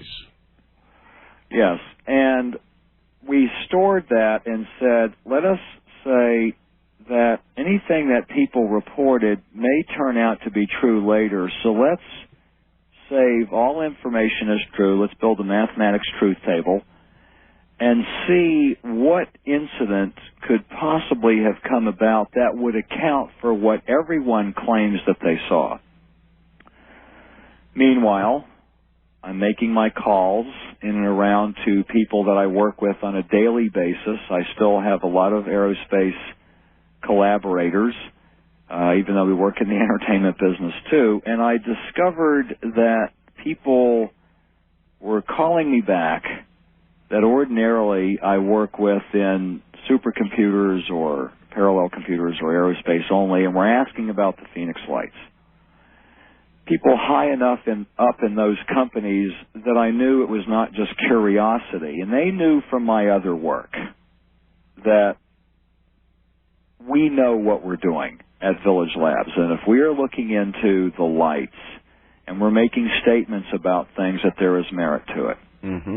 So when I started getting phone calls from Texas and phone calls from Florida and phone calls from Maryland, went on for about a week, I knew that we were onto something of interest. Yes. When one particular day I had a trio of gentlemen come visit me, and friendly. A trio of gentlemen? Yes. None of whom I knew. Dressed in what way, announcing themselves in what fashion? They announced that they were looking for Jim Delatoso and had some questions for me. They were on their lunch break. They were dressed like people who go to work at a number of the government facilities here in town, not in suits. When I discussed all of this with my friend Jim Schneebelt of Fox Channel 10 here in town, who was really perturbed about the national press last week because he saw them himself. He was perturbed about the flare stories. He came over for a visit, and I recounted to him when I showed him this 25-page document that I have and gave him a copy of. We talked about whether or not it would go on the air. It was in his words that he used the Men in Black. To me, they were astute, forthright, precise, stern, firm, capable, and curious. They were wanting... Go ahead. All right. We're at the bottom of the hour. Hold on a moment, all right, Jim? Yes. We'll take a quick break here, and we'll be right back with Jim Delatoso. who apparently has had a visit, and we'll try and get the details of that regarding the lights in Phoenix. You're listening to Art Bell, Somewhere in Time, tonight featuring Coast to Coast AM from July 28, 1997.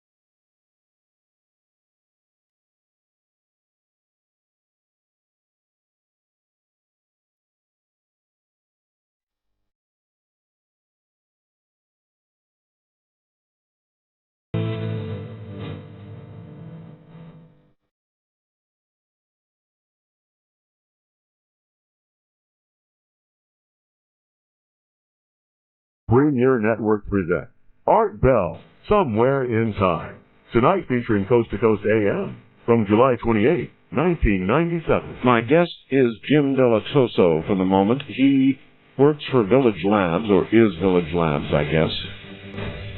And he investigated the Phoenix Lights, what they are and what they are not. And what they are not is flares. He had a visit. We'll ask him all about it in a moment.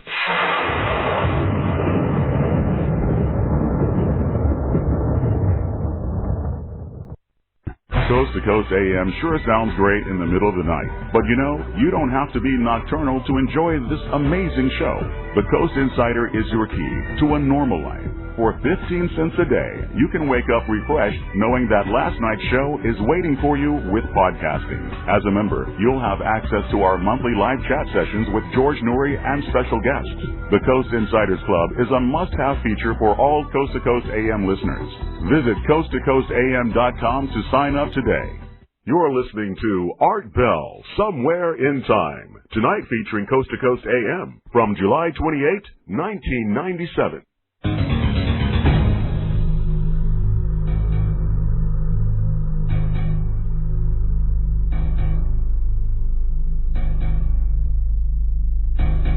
Once again, from Arizona, here is Jim Delatoso. Jim, these guys came to see you. Yes. 3 guys, and what did they want to know? What did they say? What were your impressions? Well, you gave us your impressions of them. Yes. What did they want? Well, initially they wanted to, I think, size me up. Okay. Spent a couple minutes doing that. They came right into the computer room, which I thought was a bit bold. Of course, we have a pretty young thing as a receptionist out front. Uh-huh. And she's not very good. Wasn't the appropriate person to stop people from going into that room. And it was okay that day. I mean, we didn't have anything. We don't have secrets going on out in the blatant open computer room there. Right. So they asked for me and recognized me, and they immediately said, that they would like to see a video of the Phoenix Lights. Did I have it available? Mm-hmm. And I said, well, I'm kind of busy right now. Could we talk a little bit? And the leader of the 3 said, well, I think it would be good for us to talk right now. And I said, okay, what will we be talking about? And at some point, Jim, did you say, a natural question, who are you guys? Not yet, because it was the normal banter. Okay. In the mix between the entertainment business and the technology business that we do, a lot of it has to do with the way that you set up the immediate relationships. Okay.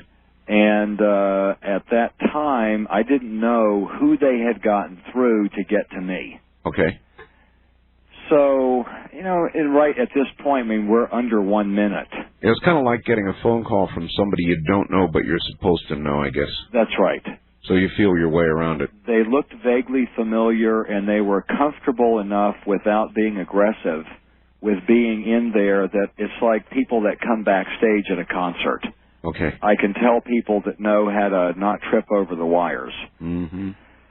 So it was lighthearted but very precise.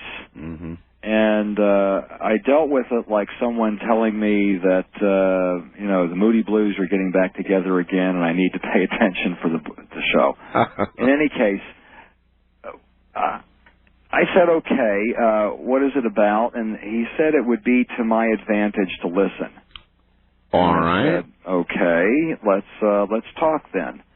So what are you interested in? And he said, we've heard that you've been testing the lights. And I said, yes, I have. What are you interested in? And he said, what is its optical pattern? Do you have the original tapes? And I said, yes, I have them in the computer. He said, well, can we look at them? And I said, well, tell me what this is about. Right. And he asked me a name. He said, do you know HP? Uh-huh. And I said, only on the telephone, but I do. And he said, well, are you familiar with his paper on 0-point energy and the studies at the lab? And I said, yes, we've talked about that. We're both in the same project right now. Right. And he said, okay, have you seen this paper? And he handed me a paper. And I said, yes, I have seen this paper. And he said, I shouldn't say they, one gentleman in particular, said, well, what do you think about it? And I gave him my comments about it, and he said, I understand that you have Steve Erskine here. Or not Steve Erskine, Steve Ellswick. Steve Ellswick was the founder of the Tesla Society about 10 years ago in Colorado Springs and has recently moved to Arizona and joined Village Labs. Okay. We talked about that for a couple of minutes. They were seeing how deep into the dialogue about that I could go. And they perceived that I could go real far. So immediately another paper was produced. So what do you think of this? Handed me a paper that was called Intergalactic Scenario, authored by the same person who had authored the prior paper. And I said, well, I can't really read and digest this right now, as I saw the diagrams and the complexity of the mathematics that was in it, and he said, we'll wait. We'll wait? We'll wait.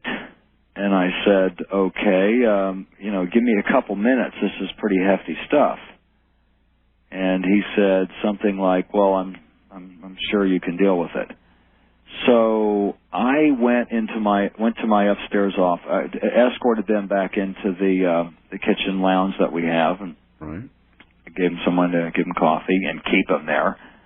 And I went upstairs and glanced over the paper. I did not read it, but I saw page by page what was in it. Saw that it was all about the Phoenix Lights. The diagrams that were in it were specifically the Phoenix Lights, and it made reference to the Phoenix Lights on every page. And I came back downstairs and said, what is this about? Right. And they said,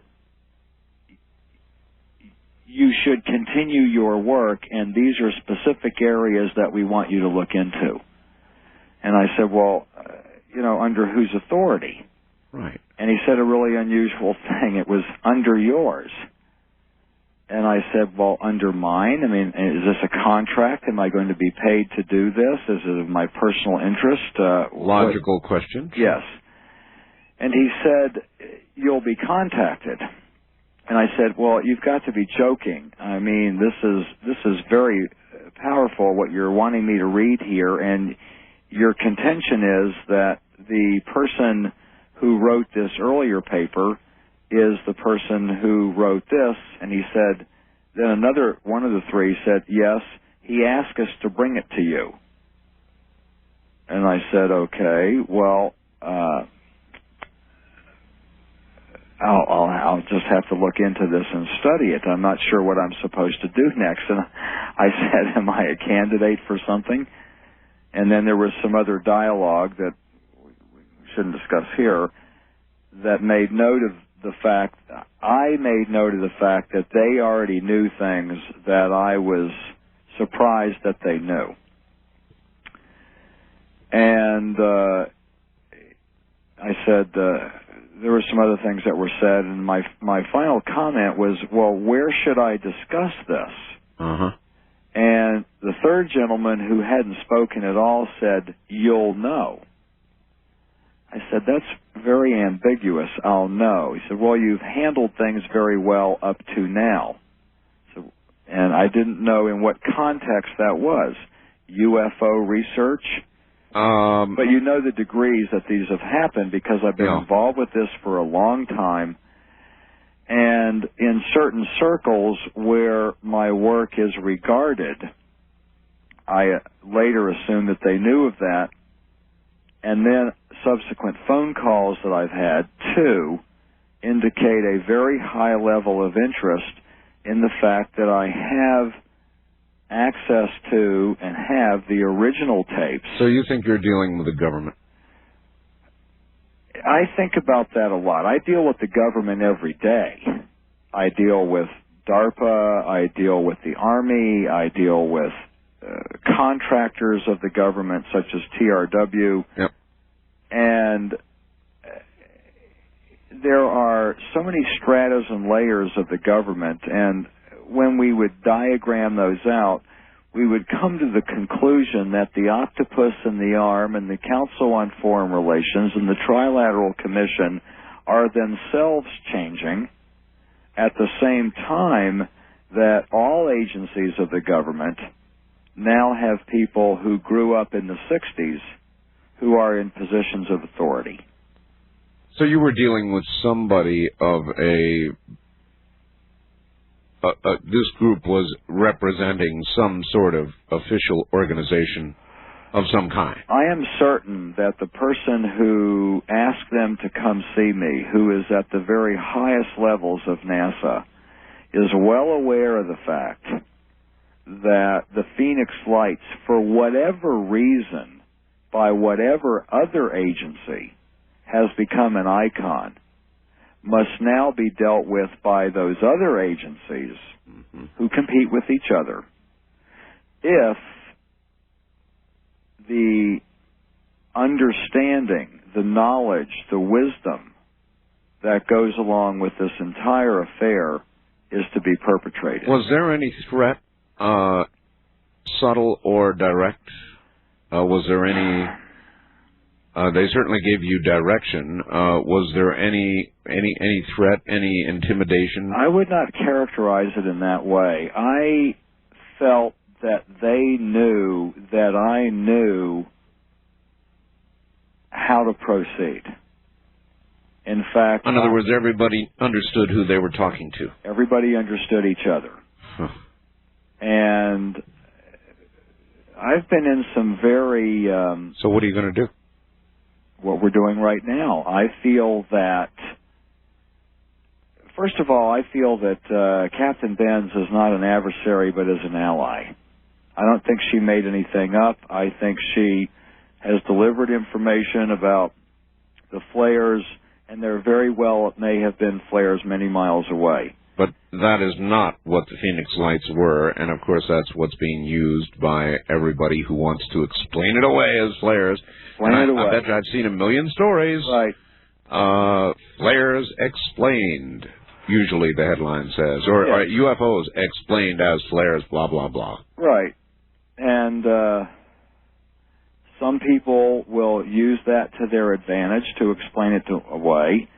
And others who have developed a sense of critical thinking will know that that is merely a temporary diversion. Well, you know, interestingly, Jim, one of the stories I read that said UFOs explained as flares, at the bottom of it said that the captain, I think it was the captain, or whoever it was who talked about the flares, said these were flares designed to remain airborne for 5 minutes. Yes. Now, the Phoenix incident, nearly as I can recall, was 106 minutes. That's correct. With a minimum of 4 separate events, and by multiple witnesses, we can claim evidence of 10 events. Remember, eyewitness reports is sufficient evidence to put a man in jail for life. Sure. In a UFO incident, even pilots that we have on the ground who reported what they saw in the air and claimed that it was not a legion of airplanes or flares are now discounted. I understand. So the paradox here is that the more reliable the witness, the more intense the claims of chicanery or fraud. That's right. So the benefit in all of this is that, and I use the word again, critical thinking is being developed in people. You know, I've been in labs 2 o'clock in the morning where they listen to the Art Bell show. They don't have 60s radio. They don't have 80s radio. They have the Art Bell show. And these are places that we all hear about.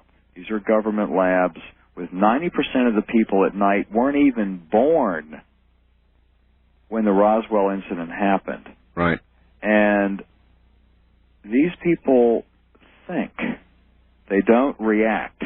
They think. And there is a blanket of subtle consciousness change that is happening. I'm not going to go into religion or metaphysics here. Everyone has their own patterns and beliefs as they should have. But a consciousness about what to believe and what not to believe. And the claims of flares has only intensified people's yearning to know what it really was. Sure. No one really believes that it was flares. Well, like the crash it test sure isn't for a lack of newspaper stories claiming that, and ridicule emanating from certain people who do talk in Phoenix and so forth and so Yes. All right, Jim, I want to thank you for relating this to us. I guess if anybody has encountered the men in black who weren't necessarily in black, it was you. And if you have any follow-on or follow-up, I sure would appreciate a call or a fax or whatever, and we'll get you on the air. Very, very interesting. Okay, and anyone that wants to contact me can do so by email. Okay. Right. I love Mason Williams, by the way. Oh, well, that's good. So do I. Thanks very much, Jim. Thanks again. Okay, and bye, Art. Have a good night. All right, so there you have it. Jim Delatoso down in Arizona, who apparently got a visit. Gee, how synchronistic. We just did a whole show on the Men in Black. What would you have done? No, they were not flares. West of the Rockies, you're on the air. Hello. Yes, Art Bell. Yes. This is Mike in Fresno. I called last week about the the identifying with the brimstone situation. I remember that. Yes. Yeah, and this man that was just on interviewing, it's funny because he talked about a studio in which a lot of musicians came out of. And I'd like to talk about like some beginning and endings that took place in 1995 that are, you had the beginning of the Rock and Roll Hall of Fame, which, by the way, that's a pyramid, okay? You had the end of the Cleveland Browns in that same town. You also had the Cleveland Indians that were in the World Series with Ted Turner team playing, they called themselves the Tribes. All right. There was a radio station in St. Louis. You've got to try to connect all this for me right now. There was a radio station in St. Louis. This is where I'm getting down to right now. Okay. That was inducted or cited for their years of servicing up in the Rock and Roll Hall of Fame when they unveiled it in 1995. Yeah. And their format is real rock radio. Yeah. It's in case you They're owned by Emmis Broadcasting now. They were started by Shelley Graffin in 1961. Okay, but I don't understand your point yet. Okay, well, the idea is like when you take St. Louis and you take, say St. Louis, and you take that is and you put it in front of real, that's Israel, all the tribes of the children of Israel. What I'm coming across with is with Richard Hoagland, who had all You sound like Richard Hoagland. Huh? I said you sound like Richard Hoagland. Oh, for goodness sake. With all those connections, everybody's saying, well, what's the big thing? What's the big event? I go, hey, just putting all those connections together is a big event to me. You know, that's a phenomenal combination of things that he put together there. And, you have a radio on, don't you? I sure do. That's very confusing. But I just think, you know, like I say, I'd also sent you a fax, too, last week. I don't know if you saw it or not, and it had to deal with, in St. Louis. I've really got to tell you that I have no idea what you're talking about. Well, it basically. I mean, anybody can play with words and say. Oh, I can understand that. Israel. I mean, we could do that until the cows come home, but how can you prove that it has any meaning? Exactly. Well, for me, it certainly does. Meaning. I mean, there was events that took place in Cleveland that marked beginnings and endings. Right, but for all this to have meaning for anybody else, you've got to be able to impart to them why it means something, why you're not just grasping words and putting them together to have meanings that mean something to you and nobody else. Right. Well, all I'm saying is there was events that took place that measure beginnings and endings in Cleveland, Ohio, which is kind of a biblical type or theological type. Cleveland is a biblical place? No, I mean, I'm talking about.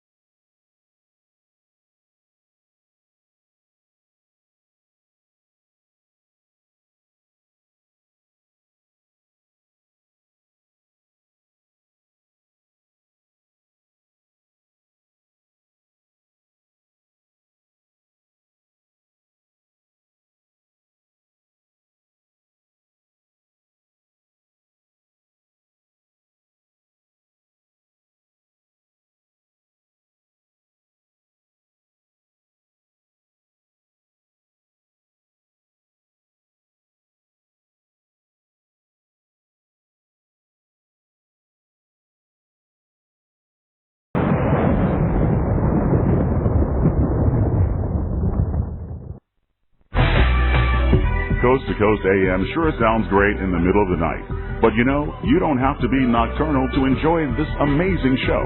The Coast Insider is your key to a normal life. For 15 cents a day, you can wake up refreshed knowing that last night's show is waiting for you with podcasting. Listen on your way to work and again on the way home. Or listen to one of over 1,000 archived shows from the past 3 years.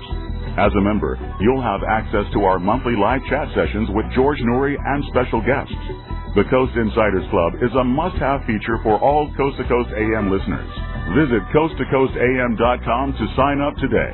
You'll sleep like a baby, knowing you'll never miss your favorite guests and topics ever again. Remember, a one-year subscription comes out to only 15 cents a day. Sign up today at coasttocoastam.com.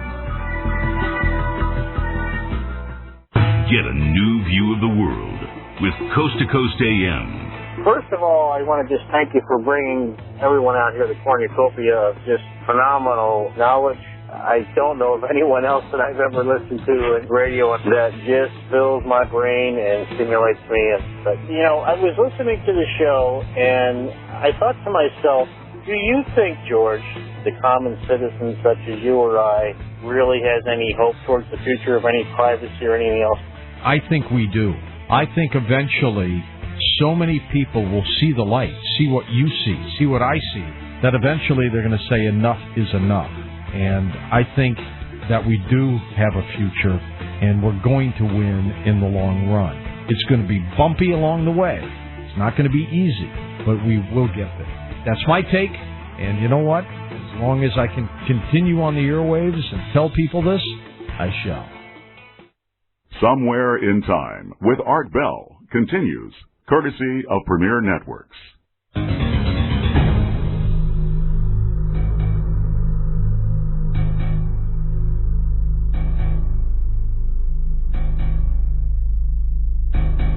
A lot of people know that last night the Fox network ran UFOs, the best evidence on videotape, and I have on the telephone Dick Allegre. I think that's right, isn't it, Dick? Dick Allgaier. Oh, boy, I screwed that one up, but good. Yeah. Say it again for me, Dick. Allgaier. Allgaier. It's been said Allegre, Argyle, Algeary, but it's Dick. All right, Dick. Good. Dick. We'll do Dick. Dick, you work for a TV station there in Honolulu, right? Yeah, the ABC affiliate. The ABC affiliate. All right, before we get to that story, real quick, I got to tell you something. That your show has really changed my life and opened up my consciousness so much. I used to, driving home after the news, have my radio tuned to the news station and listen to it coming in so I could be up on the news before I got to work. Sure.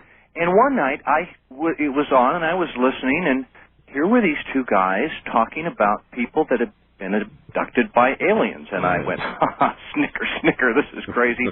And I listened on the way home, and I thought, this guy is making sense. It was an interview with John Mack. Oh, yes, John Mack. And I went home, and it was the first time that I had ever stayed up all night to listen to a radio show. And I was amazed that this guy was making sense. And here was this great interview.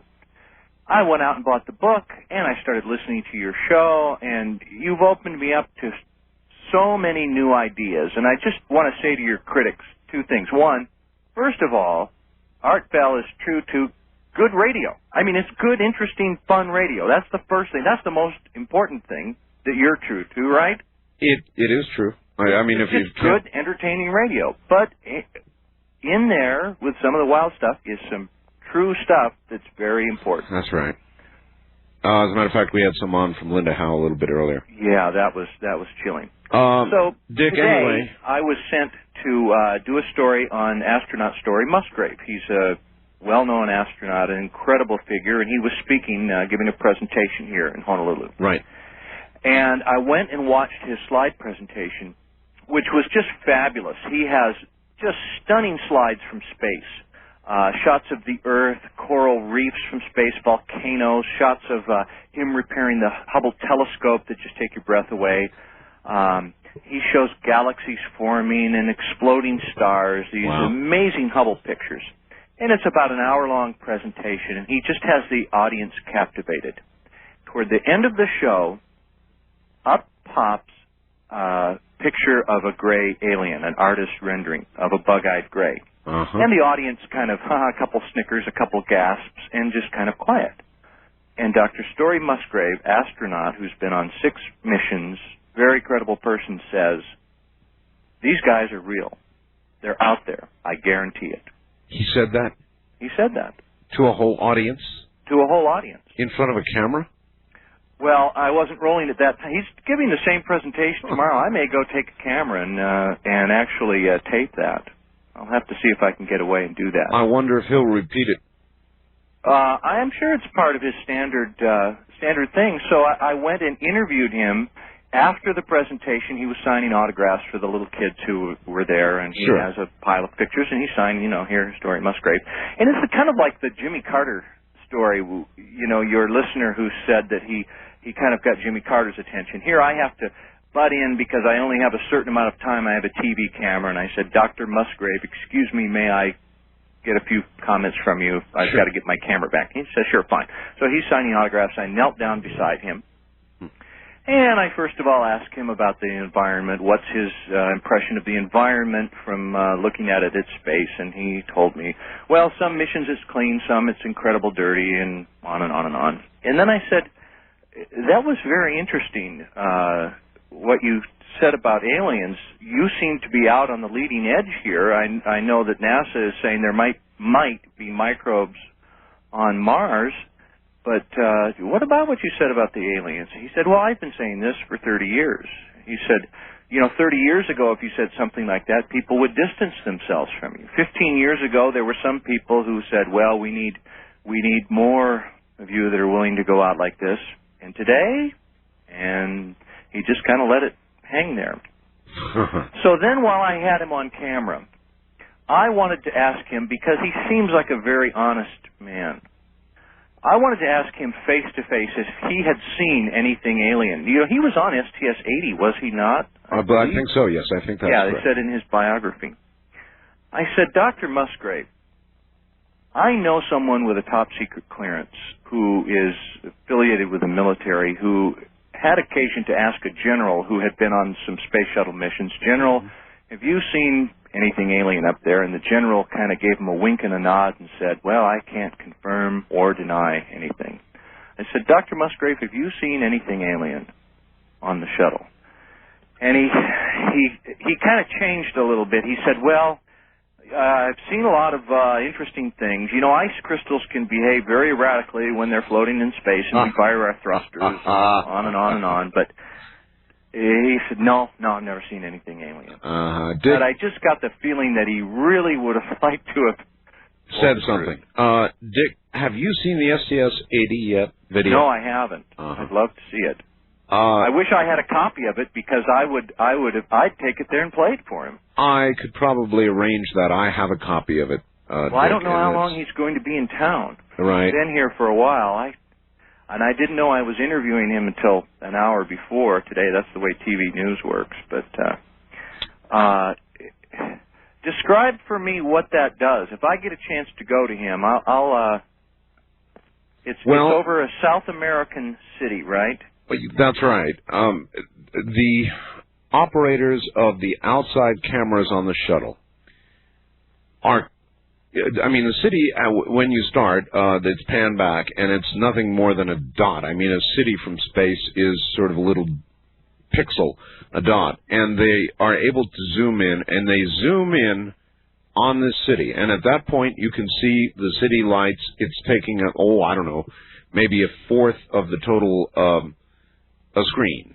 So it's, you're seeing the city quite well, the lights of the city. And the camera sits there and waits and waits. And in about a minute, something flares and flies up from Earth into space. And I don't know how to describe it, except it was some sort of plasma shot of something, or some sort of craft that really took off. It was obvious that whoever was operating the cameras on the shuttle knew this event was about to occur, where it was going to occur, and when. And it is so startling. And then that's only part of it. The rest of it concern objects seen near the Terminator, when they're going either from light to darkness or darkness to light, that simply defy all explanation. And I would love to sit down with somebody like Story Musgrave and have him talk to us about these ice crystals, particularly the one that flew up from Earth, from the city. So, I'll tell you what, I'll try to get to his, if I don't have a different assignment tomorrow, I'll try to get to his presentation. And for those of you in Hawaii listening, it is at the Bishop Museum tomorrow at noon. He'll be giving the alien stuff aside, just his shots from the space shuttle are stunning. But he really puts up a shot of a typical gray or an alien and says, folks, these guys are real. I think it's part of the gradual process of getting us used to this. I think it's this gradual revelation. Well, that's not so gradual. Dick, I really want to thank you.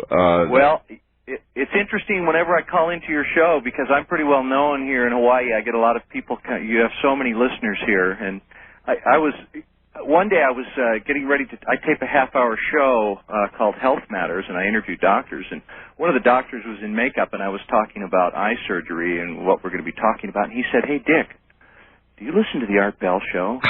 "Yeah, I do." And he says, "Yeah, did you call in a few weeks ago?" I said, "Yeah."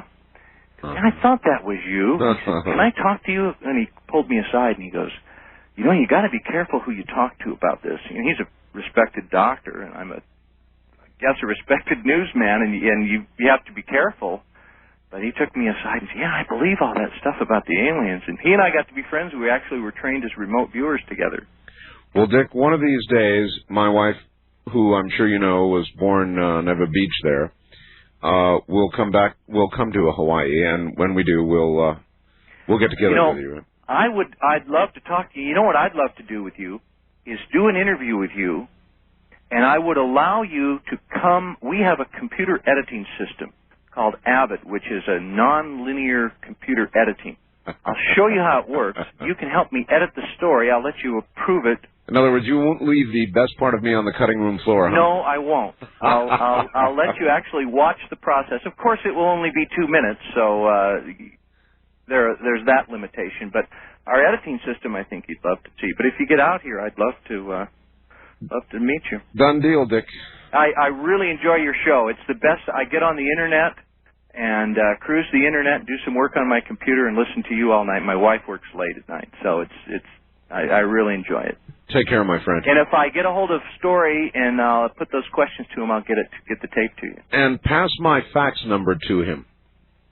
Okay, you'd like to interview him? Sure. Okay, I'll do it. Thank you very much.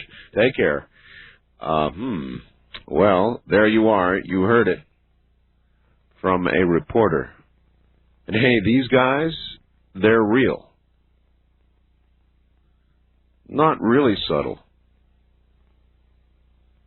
You will hear more about the STS-80 video. I've got it here, and I've contemplated many things. I think that there are copies of it available at locations on the Internet, AVI files and so forth. I've contemplated putting something up myself or hunting something down. It is the most remarkable, jaw-dropping video that you've ever seen in your whole life. East of the Rockies, you're on the air. Hi. Hello, Art. Hi. Hi. Sorry, I'm a bit nervous, you know. Sawed-eyed. Where are you? Oh, Justin. I'm in Joplin, Missouri. Yes, sir. So we don't pick you up on any local stations here anymore, so I'm listening to you out of WLS in Chicago. Good old WLS. But anyways, I was calling regarding the robots. You were talking earlier about in Japan, the humanoid-formed robot thing. Yes. Okay, well, I was wondering, have you ever read any of Isaac Asimov's robot stories before? Of course I have. Okay, well, you were mentioning, the intelligent computer or whatever, and I was figuring, well, if this technology is becoming more apparent, then I figure that maybe people should, take another look at, like, for instance, Asimov's, 3 laws of robotics, or something like that, in the future, because, sorry, I'm kind of losing my words here. Well, you understand what I'm getting at, do you? Yes. Okay, but because you were mentioning if you were trying to switch it off and it says no, I figure... Grabbed your arm and said no. Yeah, I figure that they should really start planning this out again, because like you said with the cloning, if the technology's there, they're going to go ahead and do it. And as soon as the technology is available for them to make a sentient robot that could act on its own, somebody's going to do that too. Depend on it. And I think we are on the horizon of that right now, sir. Oh, of course, of course. All right, I appreciate the call. The Japanese have built a robot which moves with the fluid motion of a human being, can climb stairs, can operate basically on its own once turned on, or be operated by radio remote control, either one. Here is, earlier in the program, I asked somebody to pretend you were the president giving a speech announcing to the world that alien life was real. Somebody has sent the following outline of the president's speech to the nation, revelation of alien visitation. My fellow Americans, let me take you back to 1947. America had just emerged from the largest, most brutal war in mankind's history, but we had a tenuous peace. The Soviet Union had clamped an iron curtain on Eastern Europe and had ambitions to conquer the world. We had only one thing that held them at bay, the atomic bomb, the only bomb group that could deliver that weapon of peace. That weapon of peace was based in Roswell, New Mexico in July of 1947. Something indeed did crash near our bomb group at Roswell. It was something incredibly advanced. We at first were not sure if it was Soviet. We just knew it was something beyond our own technology. For this reason, for the good of the nation and the world, we clamped a lid of secrecy on. Secrecy can be good for our country. Think back to the Manhattan Project, which enabled us to end World War II. We had to keep this alien technology secret to be sure it did not fall into the wrong hands. We also felt people were not ready to learn that they were not alone. Mistakes have been made. Let me repeat that line. Mistakes have been made. Certain previous administrations have been heavy-handed in an effort to keep these secrets. I am directing, and then it's garbled here. Maybe it's meant to be garbled here. He's saying, I guess I am directing that this information be immediately declassified. The extraterrestrials mean us no harm. Had they meant to harm us, they could have long ago. Fellow Americans, do not be frightened by Hollywood portrayals of warlike aliens. These extraterrestrials truly are our space brothers. My fellow Americans, this is the most wonderful time in human history. We are not alone. This proves the awesome wonder of God's creation. I now will show you a videotape of an actual extraterrestrial entity. And then we will see an example of our own anti-gravity vehicles, which have been developed with the help of the extraterrestrials. Roll tape. So that's how one man thinks that, as a matter of fact, one man we just spoke to thinks that it may be announced to the world that they are here. One day, in fact, ladies and gentlemen, it may happen very much like that. I frequently wonder how far off that day really is, don't you? Anybody else want to try and be a president, announcing to the world that they have arrived? They are coming up, I suppose.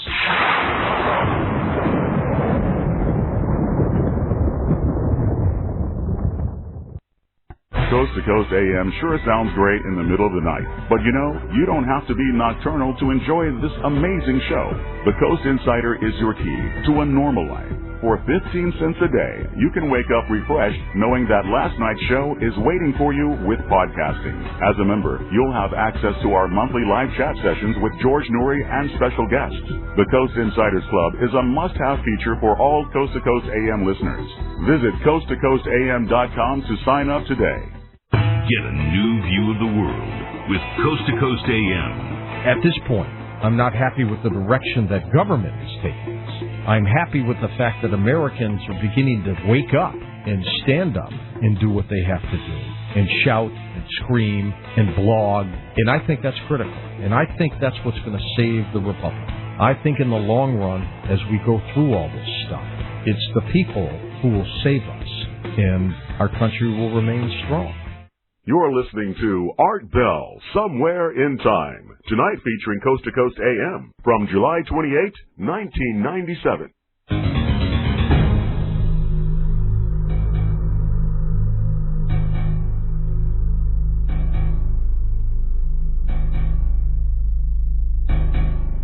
Daryl from L.A. writes, of course you know there is a massive difference between Richard Hoagland and this brimstone caller.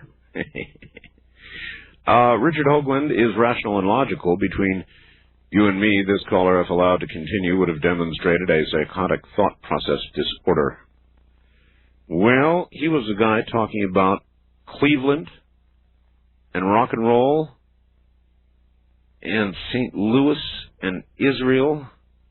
And as with Richard Hoagland, if I had had about another hour or two or three or four, we may have finally put it all together, but I didn't have that long, and so with the length of the phone call that he had, which under the circumstances was rather lengthy, in my professional opinion, I didn't understand one word of it. And you are quite right, Daryl, in the case of Richard Hoagland, given enough time, it all does come together. Many listeners don't listen carefully to Richard, and they don't listen long enough to get to the punchline. But when it gets there, it's generally thought to be worth the wait. So that's true. But I had no idea, no earthly idea, where that caller was going. West of the Rockies, you're on the air. Hello. Hello. Going once, going twice. Oh, hello. I had a question for you. If you had any information on United States project, the HARP. Yes, I know all about it. Yeah, I just wondering if you could just describe and tell me what the actual function of it is. I've heard. What do you think it is? Well, I've heard that it's a device that was created in the early part of the century by a physicist that alters electromagnetic field. And supposedly they're suggesting that it's for defensive reasons, but who knows what it's for? Mm-hmm. Well, Dr. Nick Begich knows what it's for. HARP is not as you described. HARP is an antenna array in Alaska. We've got photographs of it, as a matter of fact, on my website, if you ever want to go look. Just enter HAARP, and I'm sure it'll take you to where there's a photograph of the HARP antenna arrays. It is an ionospheric heater. That's what it's called. The stated goals of HARP are testing of communication,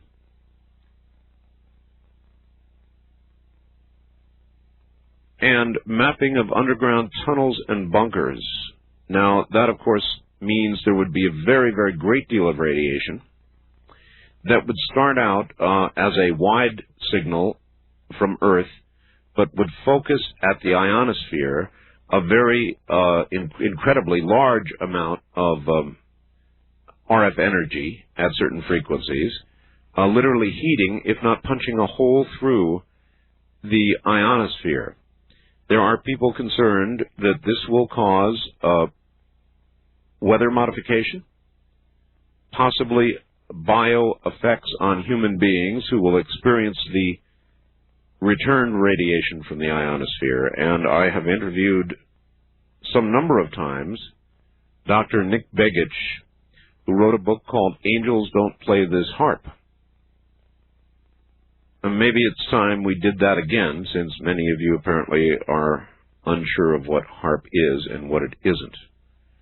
And we don't know for sure whether it will have the effects described as possible by Dr. Begich, but the project is indeed going forward, so we shall see. First-time caller line, you're on the air. Hello. Yeah, I've been trying to get through for quite a long time there. Well, now you're through. Where are you calling from? I can't believe it. What was the discussion on Radio T? Well, you've been trying desperately to call in and you don't know what we're talking about? No, I wasn't listening to what was on the radio. Then why were you calling? Well, I was trying to get through anyways. Why? That's the main thing. I mean, why? Well, for one thing, it's very hard to get through. But I mean, what I'm saying is, Yeah, generally, very, very hard. Generally, when people, I realize that when people get through, though, they usually have something on their mind they want to talk about. Oh, definitely I do. Definitely I do, sir. Okay?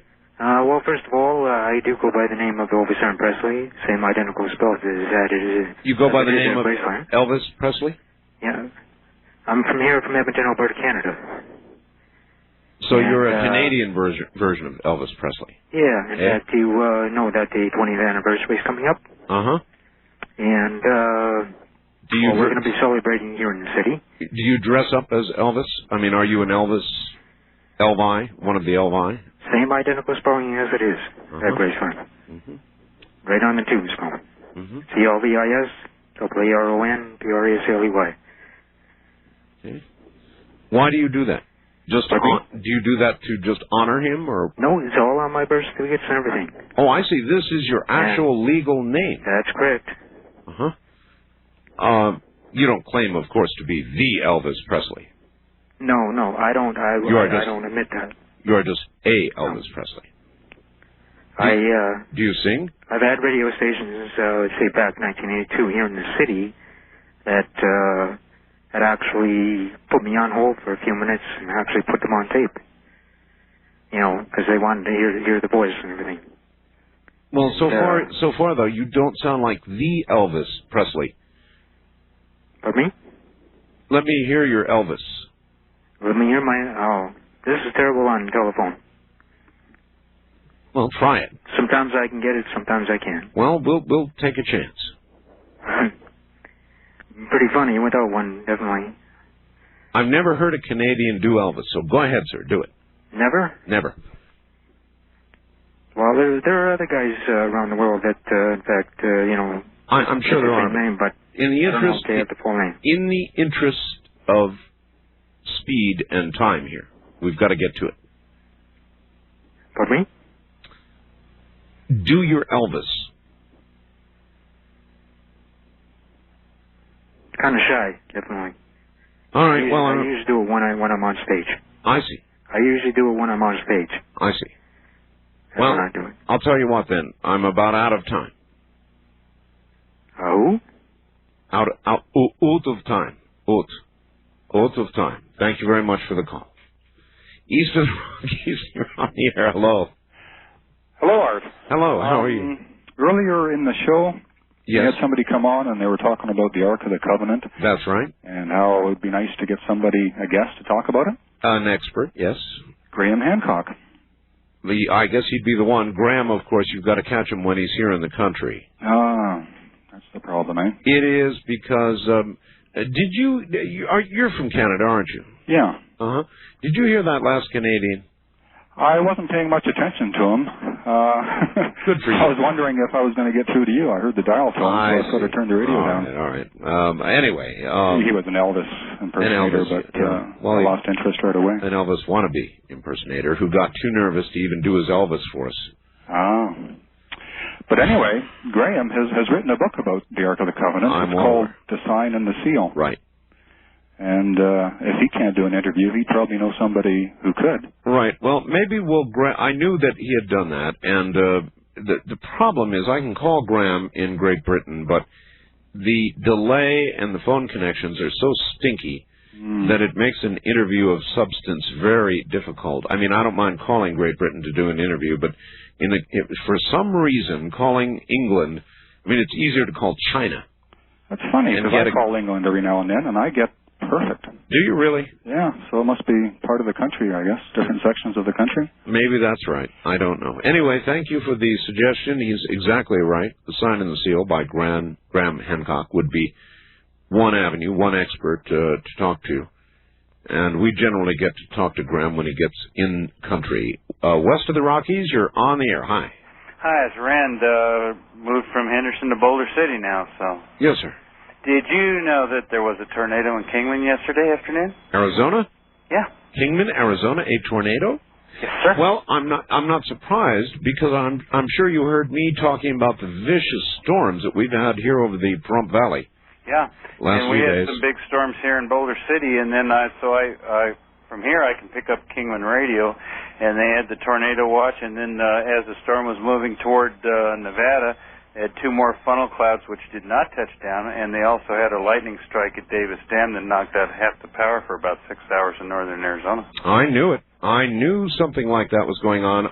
My wife and I were standing outside yesterday morning looking at the cloud formation, looking at this terrible dark thing with a big roll cloud, and I said, hon, watch the formations carefully. Look for a funnel cloud because this is exactly the kind of formation that will produce them. Yep. And so we're in some pretty stern weather conditions at the moment. I have a feeling it'll be going on all week. I think so, too, because I listened to, what was WXNO, that 166.55 or whatever it is, Las Vegas. Right. And they were talking about up at least until Wednesday. I think it's 162.550. That's correct. Yeah, 162.55. Up through Wednesday, huh? Yeah. All right, my friend, thank you. Cross your fingers for me. I already had 1 lightning strike, and I'm not looking forward to any more. East of the Rockies, you're on the air. Well, hello, Art. This is John from out in Milwaukee. Hi, John. Hi, I'm a ham radio operator out here. All right, for you. And I was wondering, do you listen to these guys out on 75 meters on 38945? 38945. There's a bunch of them down 3894.5? Yeah. No. Take a listen down there sometime. I don't know if you'll hear them out there. They're around North Carolina and Tennessee and stuff. About 3 o'clock in the morning, I bet I could hear them. Why are they... Oh, just listen to these guys. They're worse than CBers. Oh, yeah? If that's possible. Well, why would I want to listen to that? Well, I don't like that kind of stuff going on the ham bands anyway, so I wouldn't listen to that. I would just think it'd be nice to get these guys off the air. It's just horrible to even listen to these people. Well, all right, thank you. I'm not interested in listening to that. There's too much of that going on, and the ham bands should be... There's no reason why you can't have a lot of fun on the ham bands, but there is a certain protocol with regard to ham radio that is sadly missing in a lot of the communications going on these days, and I don't really care to spotlight it. If anything, I would hope that it would let up. West of the Rockies, you're on the air. Good morning. Yes, sir. My voice is, I have a partially paralyzed throat. In the 1800s, there was a spaceship that crashed in Texas. I used to have the article, and nobody ever investigates that. Where in Texas? Oh, I read this so many years ago, and they even had a funeral. They had a burial plot for them. That I'm sure. I wish I could find out. I know somebody must have the article. Well, when you get it, be sure and send it along to me. I'm not aware of anything. Surely, if there was a major incident rivaling or surpassing that of Roswell, 1800s or not, there should be some information about it. So if you get it, pass it on. I'll certainly give it to everybody. East of the Rockies, you're on the air. Hi. Good morning, Art. The president was to make his announcement. The only way for it to be truly effective is if he stood beside Tom Brokaw and had Tom Brokaw make it for him. Just that's a little suggestion this morning for you, Art. All Have right. a great day. Thank you. You too. Wildcard line, you're on the air. Good morning. Good morning, Art, and enjoy the program very much. I wanted to just put out a general inquiry as well as to put it in the form of a question to yourself. If anybody out there has ever had a similar sighting to what myself and the family had on a vacation in North Lake Tahoe about 22 years ago. We were all out on the porch of a cabin that my parents had rented. And since there aren't a lot of lights in that North Tahoe, there was not a lot of glare, and you could see a nice blanket of stars, Sure. very clear view. Sure. And there was doing what would be a dot-to-dot course between the various stars, just in a methodical way that indicated intelligence. You mean like something was flitting between the stars like they were connecting the dots? Exactly, from one star to the next, but we're talking about what had to have been enormous distances, and the whole family saw it. This was not one person that saw it. Well, but you see, you would have no real way of referencing where that object was with respect to the stars. It could have been very close, traveling very short distances, but if you imagine that it was traveling from star to star, it would appear, obviously, to be traveling very vast distances. So you would have to know how far away the object was from you. Well, right. When you're talking about millions of light years, then depth perception could be a problem. But I don't see how anyone, since we were a relatively anonymous group on the back porch of this cabin, how anyone would have been able to pull off some sort of a stunt where they're just having an object that's in some sort of a lower elevation. I've got you. Well, they wouldn't. I mean, such flight would be impossible for any conventional craft, obviously. Right, and I'm just wondering, have you yourself heard of any sort of a sighting like this, or if anybody out there has... All right, well, we'll throw it to the audience. I certainly haven't, and if I did, I would certainly imagine that I had seen something not of this earth. East of the Rockies, you're on the air. Hi. Hi. Extinguish your radio, please. It is distinguished. All right, good. Okay, Art, I'm calling to see if I can get some help from a cat expert in interpreting what my cat is up to. I will try. Okay. What he does is he grabs this furry toy mouse that I got him, and he runs through the place, and he makes this sound like the world is coming to an end. Mm-hmm. Completely alarming, but at the same time kind of, hey, I've got something. Does he sometimes throw it into the air? He jumps into bed with the mouse where I'm trying to go to sleep. Yes. And he's making these really loud noises from his belly. Mm-hmm. And this is cat enjoyment. Do not stop your cat from enjoying this. Even though these are deep, guttural, strange sounds that may worry you, do not stop your cat from doing it. This is pure cat enjoyment. Oh, it's just play. There's nothing to interpret. Right. This cat is enjoying himself. He is imagining in his little cat brain that he has a mouse. It is his mouse, and he's thinking all kinds of things about it. He's imagining that it's wiggling and all that sort of thing. So don't worry about your cat. Your cat is totally normal. Oh, I was just worried about, I couldn't understand what he's trying to tell me. He's not trying to, well, he's really not trying to tell you anything. Now, of course, he brings it to you because your cat loves you. And he's trying to share his joy at having this wiggling mouse in his grasp. He's trying to share that with you. Okay. So these guttural noises that your cat makes, they're just a pure cat joy. Listen, the program is over, and so you, dear lady, are going to get the honors. You know. Okay. So do it. All through the universe, from east to west, from north to south. Good night, y'all. Yeah, that was east of the Rockies somewhere. Well, I guess that's it. She said it very well. From the high desert. Good night, y'all.